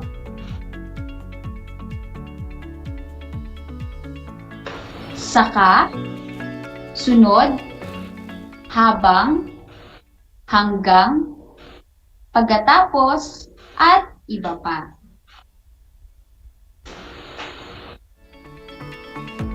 Mukhang lubos nga ninyong natatandaan. Ang mga ito ay ang mga pag-ugnay na nagpapahiwatig ng pagkakasunod-sunod. Ayan! Dahil meron pa tayong oras ay magbabasa muna tayo sa comment section ng mga nagpadala ng kanilang pangungusap sa ating Facebook page. Ayan. Nakakatuwa naman dahil mula sa comment section ay marami din nagbibigay ng kanilang mga kasagutan.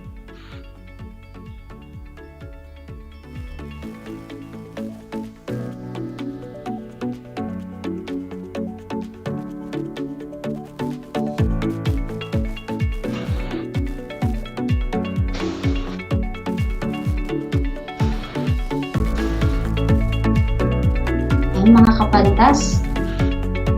Balikan natin muli ang ilan sa mga dapat ninyong maalaala. Dapat ninyong tandaan sa mga salitang pag-uugnay.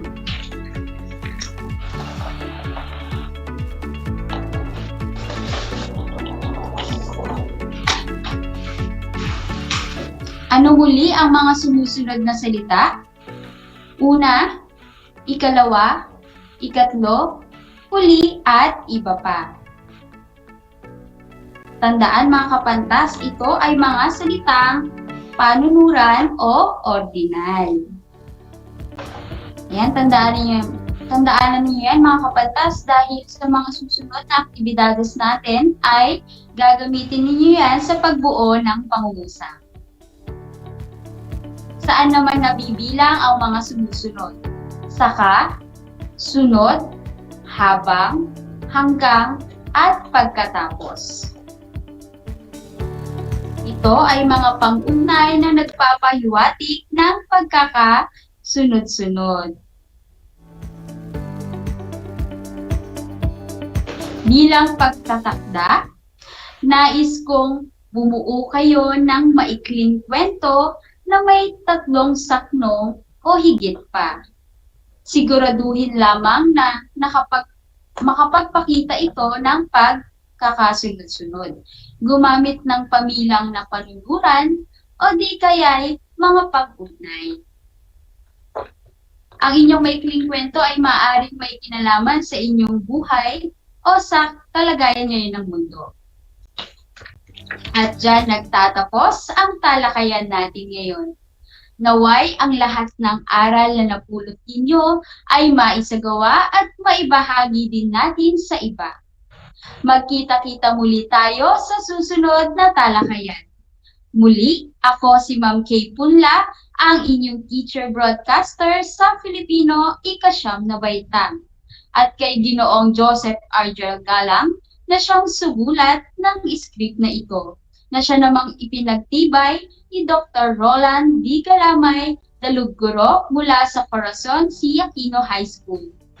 Laging tandaan mga kapantas, walang ligaya sa lupa na hindi dinilig ng luha. Ang pag-aaral ng mabuti ang susi sa ating magandang kinabukasan. Hanggang sa muli!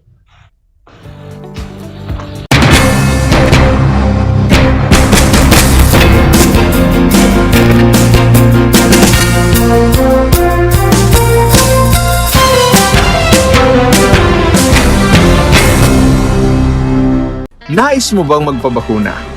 Alam mo bang may mga tinatawag na priority eligible groups? Sa bawat priority group, may mga sektor na nakahanay. Kung ikaw ay kabilang dito, wag nang magdalawang isip pa. Halina't magpabakuna na. Ngayong Hunyo, sisimula na ang pag-rollout ng mga bakuna sa A4 group. Kabilang sa A4, ang essential frontliners tulad ng mga sumusunod.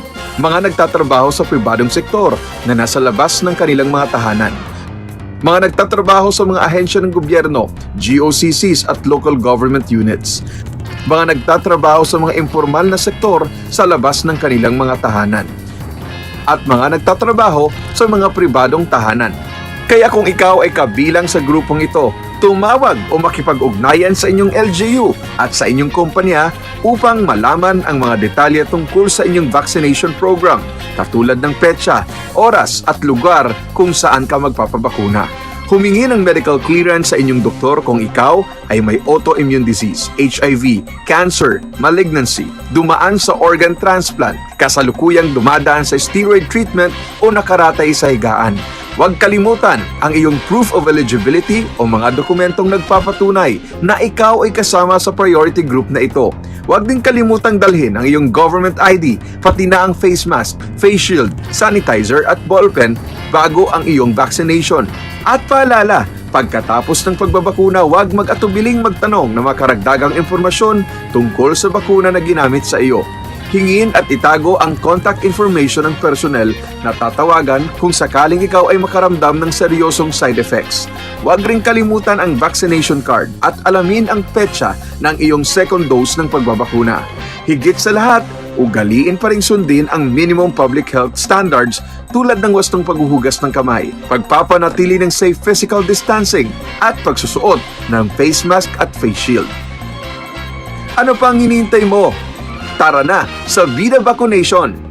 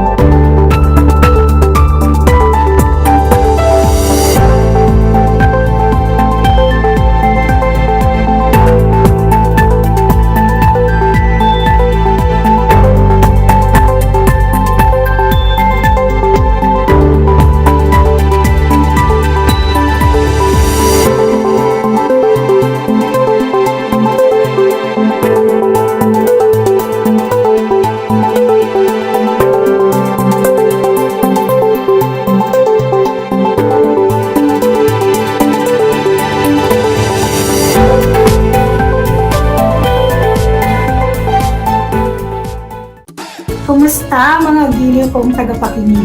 Nagbabalik ang inyong paaralang panghimpapawid, Aral TarlakHenyo, sa RTV Tarlac, Channel 26, at sa bayang naririnig sa DCTC 828, Radyo Pilipino Tarlac. Tayo rin ay napapanood sa FB Live ng RTV Tarlac Channel 26. Sumasahimpapawid mula sa bayan ng Pura Tarlac, mula sa bayan ng San Clemente. Mula rito, sa Puro Elementary School, Pura Tarlac, sa bayan ng Kapas Tarlac. Ako, ang inyong guro, na maghahatid sa inyo ng makabuluhang pagtalakay sa ating aralin.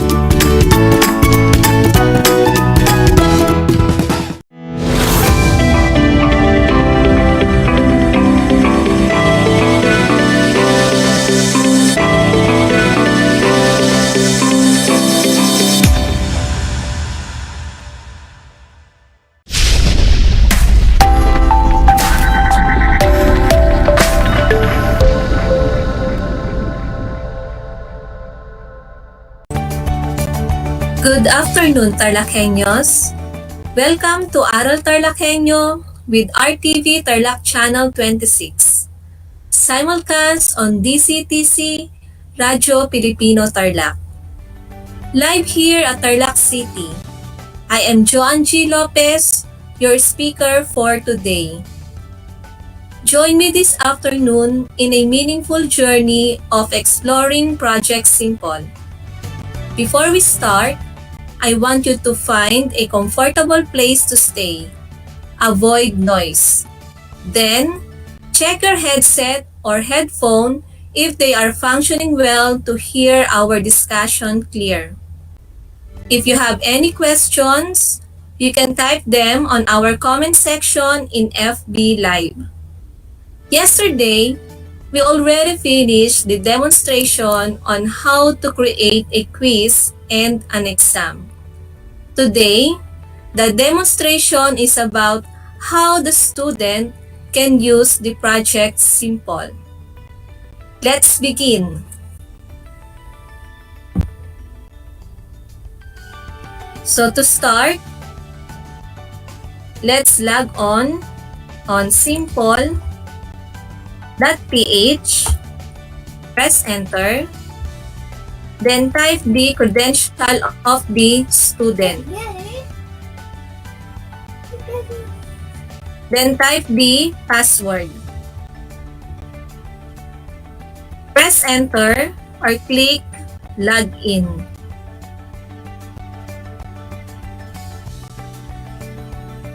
So this is the account of a student named CCG.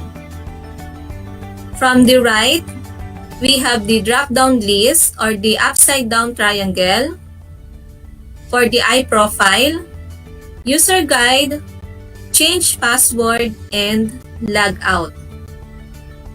We have also the notification icon.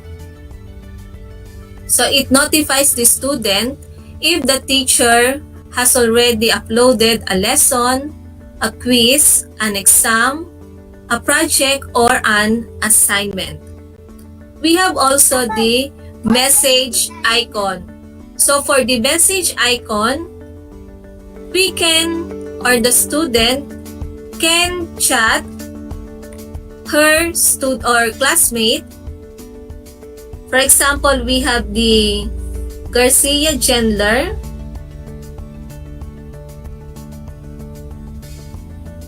How are you? Then press enter.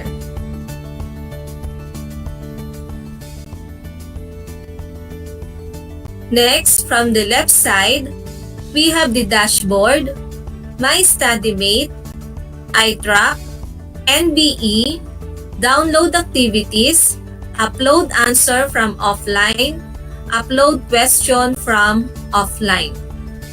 First, we have the dashboard. So same as the environment of the teacher account, we can see the due date, due this week, and overdue. Next, we have the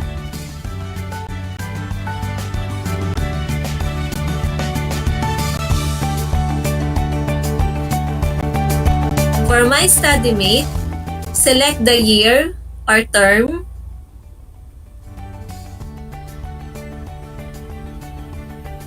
Then you will see the subjects of the student. So we have Computer System Servicing NC2, Personal Development, Physical Education and Health, Pagsulat sa Filipino sa piling larang, pagbasa at pagsusuri ng iba't ibang teksto, Research in Daily Life, Reading and Writing Skills, and the last subject is Statistics and Probability.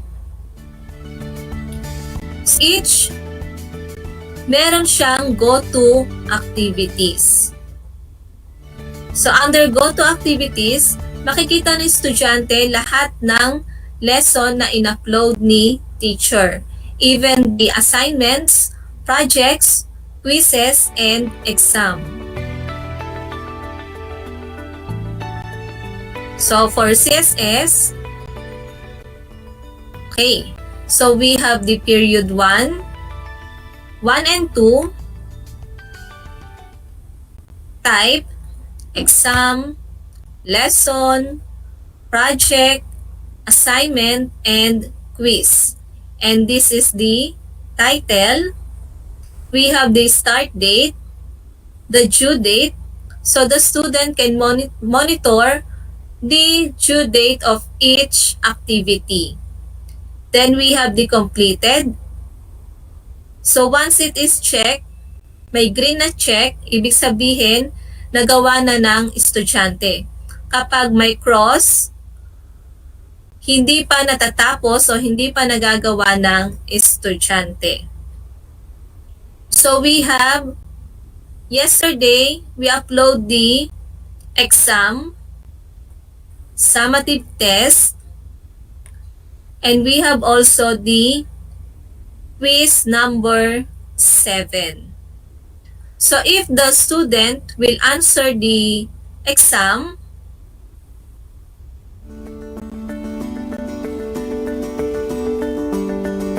for example, CCG will answer the summative test, click open,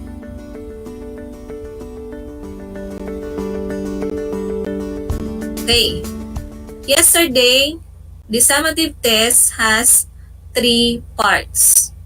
So the test 1 is true or false.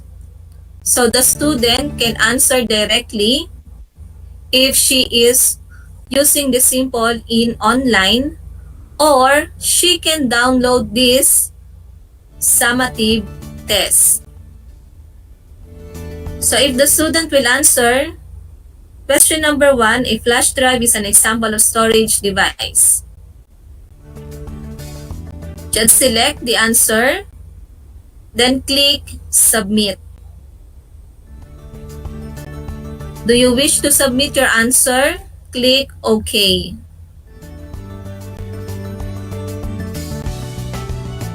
Next, for the part 2 or test 2, fill in the blanks. The question is, it is an output device that displays the content of the computer. Monitor. Click submit again. Click OK. Then click OK.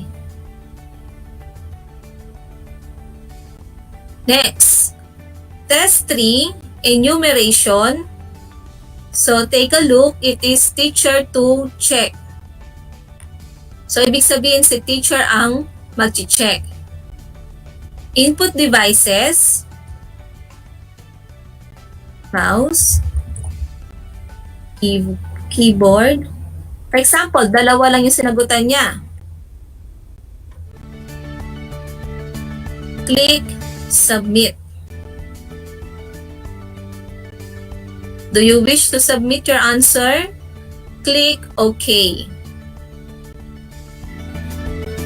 Okay, this part of exam has been successfully submitted to your teacher.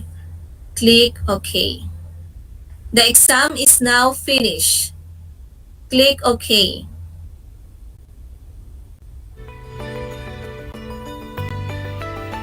Take a look. Okay, so tingnan natin. For the result, on test 1, so it is one item, CCG got the correct answer. Then for the test 2, again, CCG got the correct answer. And for the test 3, enumeration, 0 pa yung nakalagay. Bakit? Dahil si teacher ang mag-check, siya ang magbibigay ng score. So mamaya tingnan natin paano nga ba magbibigay ng score si teacher.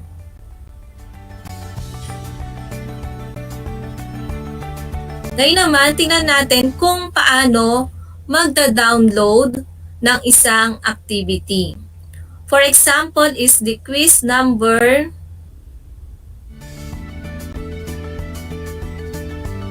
7.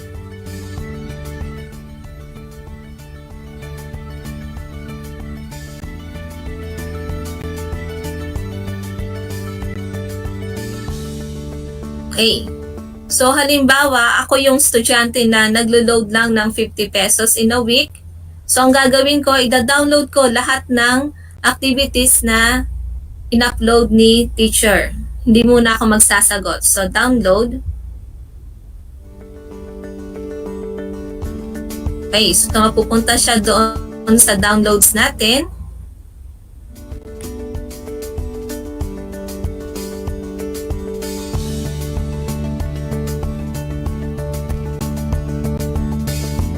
Ito yung dinownload natin na quiz. For example, magsasagot na si estudyante. Quiz number 7. So, open lang. Pwede niyang buksan ito kahit wala siyang internet connection. For example, magsasagot. It is an example of input devices. So, I will choose keyboard. Then click submit. So dahil offline, may lalabas ulit na file. So this file, ito yung i-upload natin once na tayo ay magsasubmit na ng answer kapag online na tayo.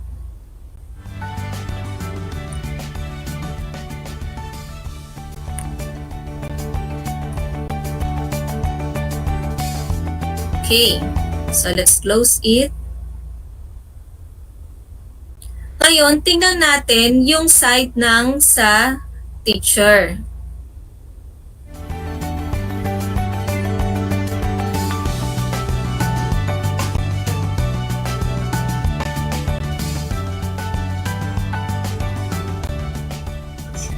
Okay, log in.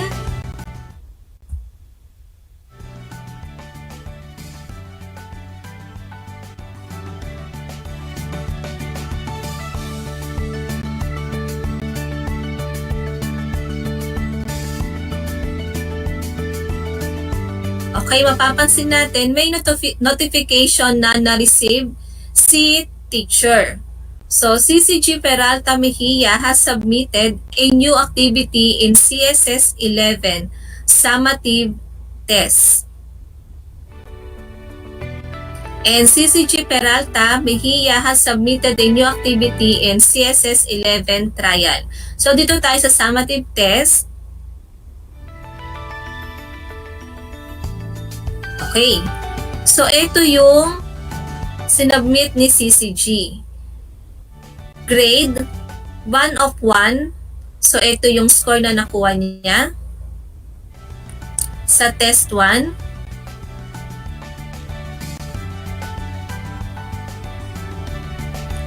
Sa test 2, 1 of 1.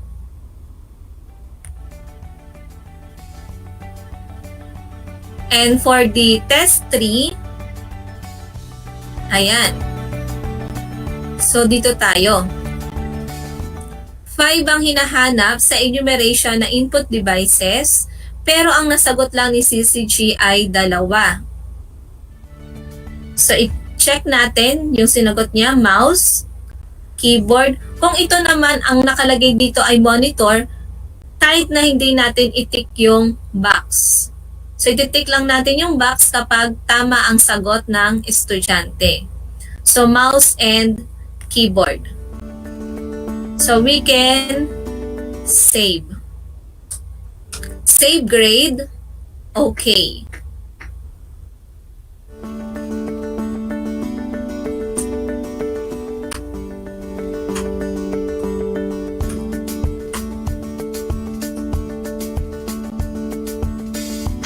Okay, so let's wait.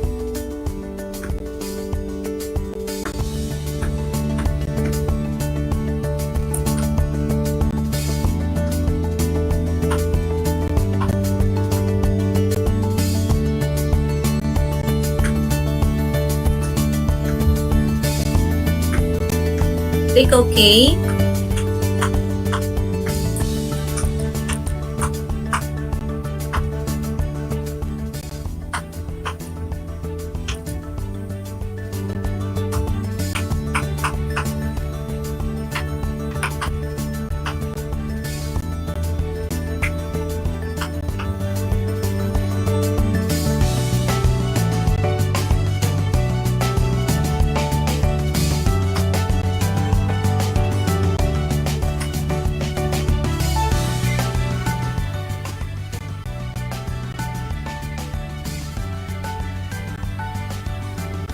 So I think it is on my internet connection.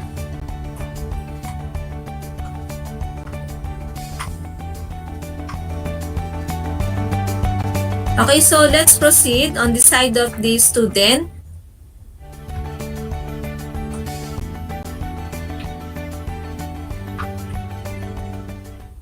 Okay, so kanina nakita natin na nung nagsagot offline ng estudyante, may lumabas na isang file. So, ito yon.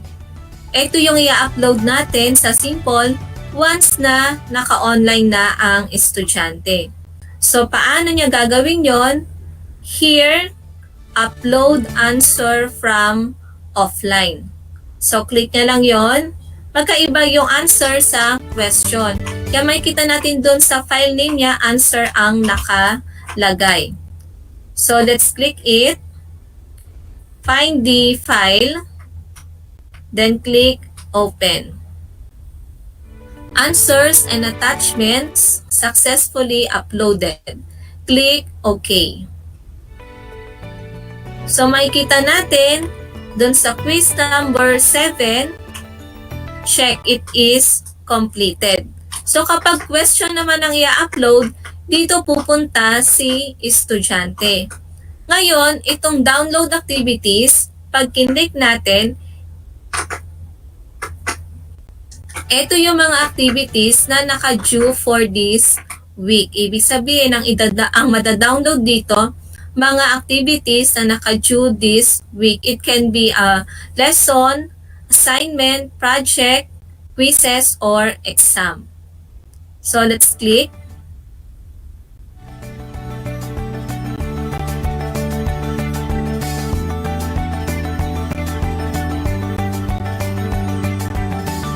Ayan, so we have the essay, lesson number 9, trial quiz number 4, trial quiz number 5. So ibig sabihin, ito yung mga lesson na hindi pa natatapos ni CCG na naka-due this week.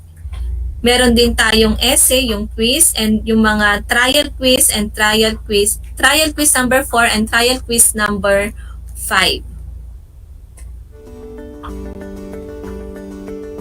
Sa iTrack, dito niya makikita yung grade niya for the final. So, since na hindi pa naman final, kaya wala pang nakalagay.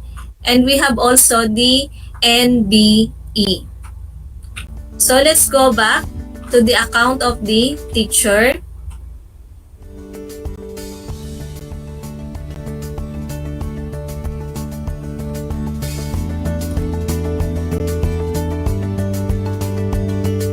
Okay, I'll try to log out in CCG's account.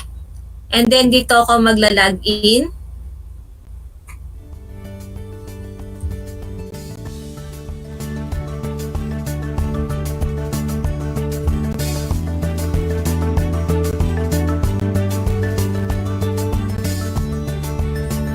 Okay, so let's see the submission of CCG. So, term. Then, select go to submission para makita natin yung mga sinasubmit ng mga estudyante.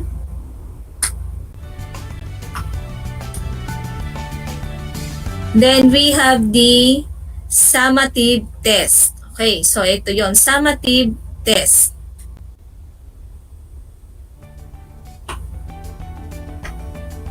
Okay, so ang score niya pa lang is 2. Yung part 1 or yung test 1 and test 2.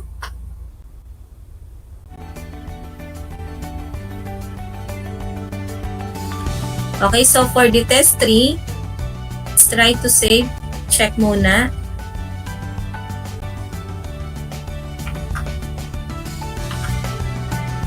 Okay, activity graded. Ayan.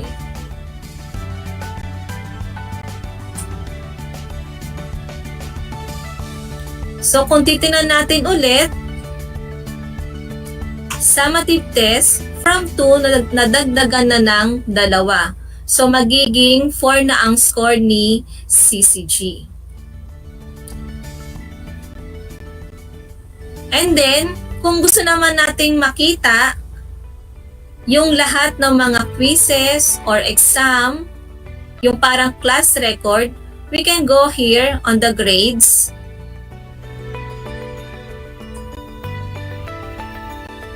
Select year or term. Go to class grades. Okay. So let's find Mejia. Ito yung mga score niya. 4. Yung ikalawang 4 under sa exam number 2, ito yung nakuha niyang score sa summative test. And then yung quiz number 7 kanina na ginawa niya offline, tapos sinubmit niya nung nag-online siya, ang nakuha niyang score is 1. So by using simple, pwedeng ma-check automatically or manually ang mga sinasubmit ng mga estudyante na activity, quizzes, assignment, or project.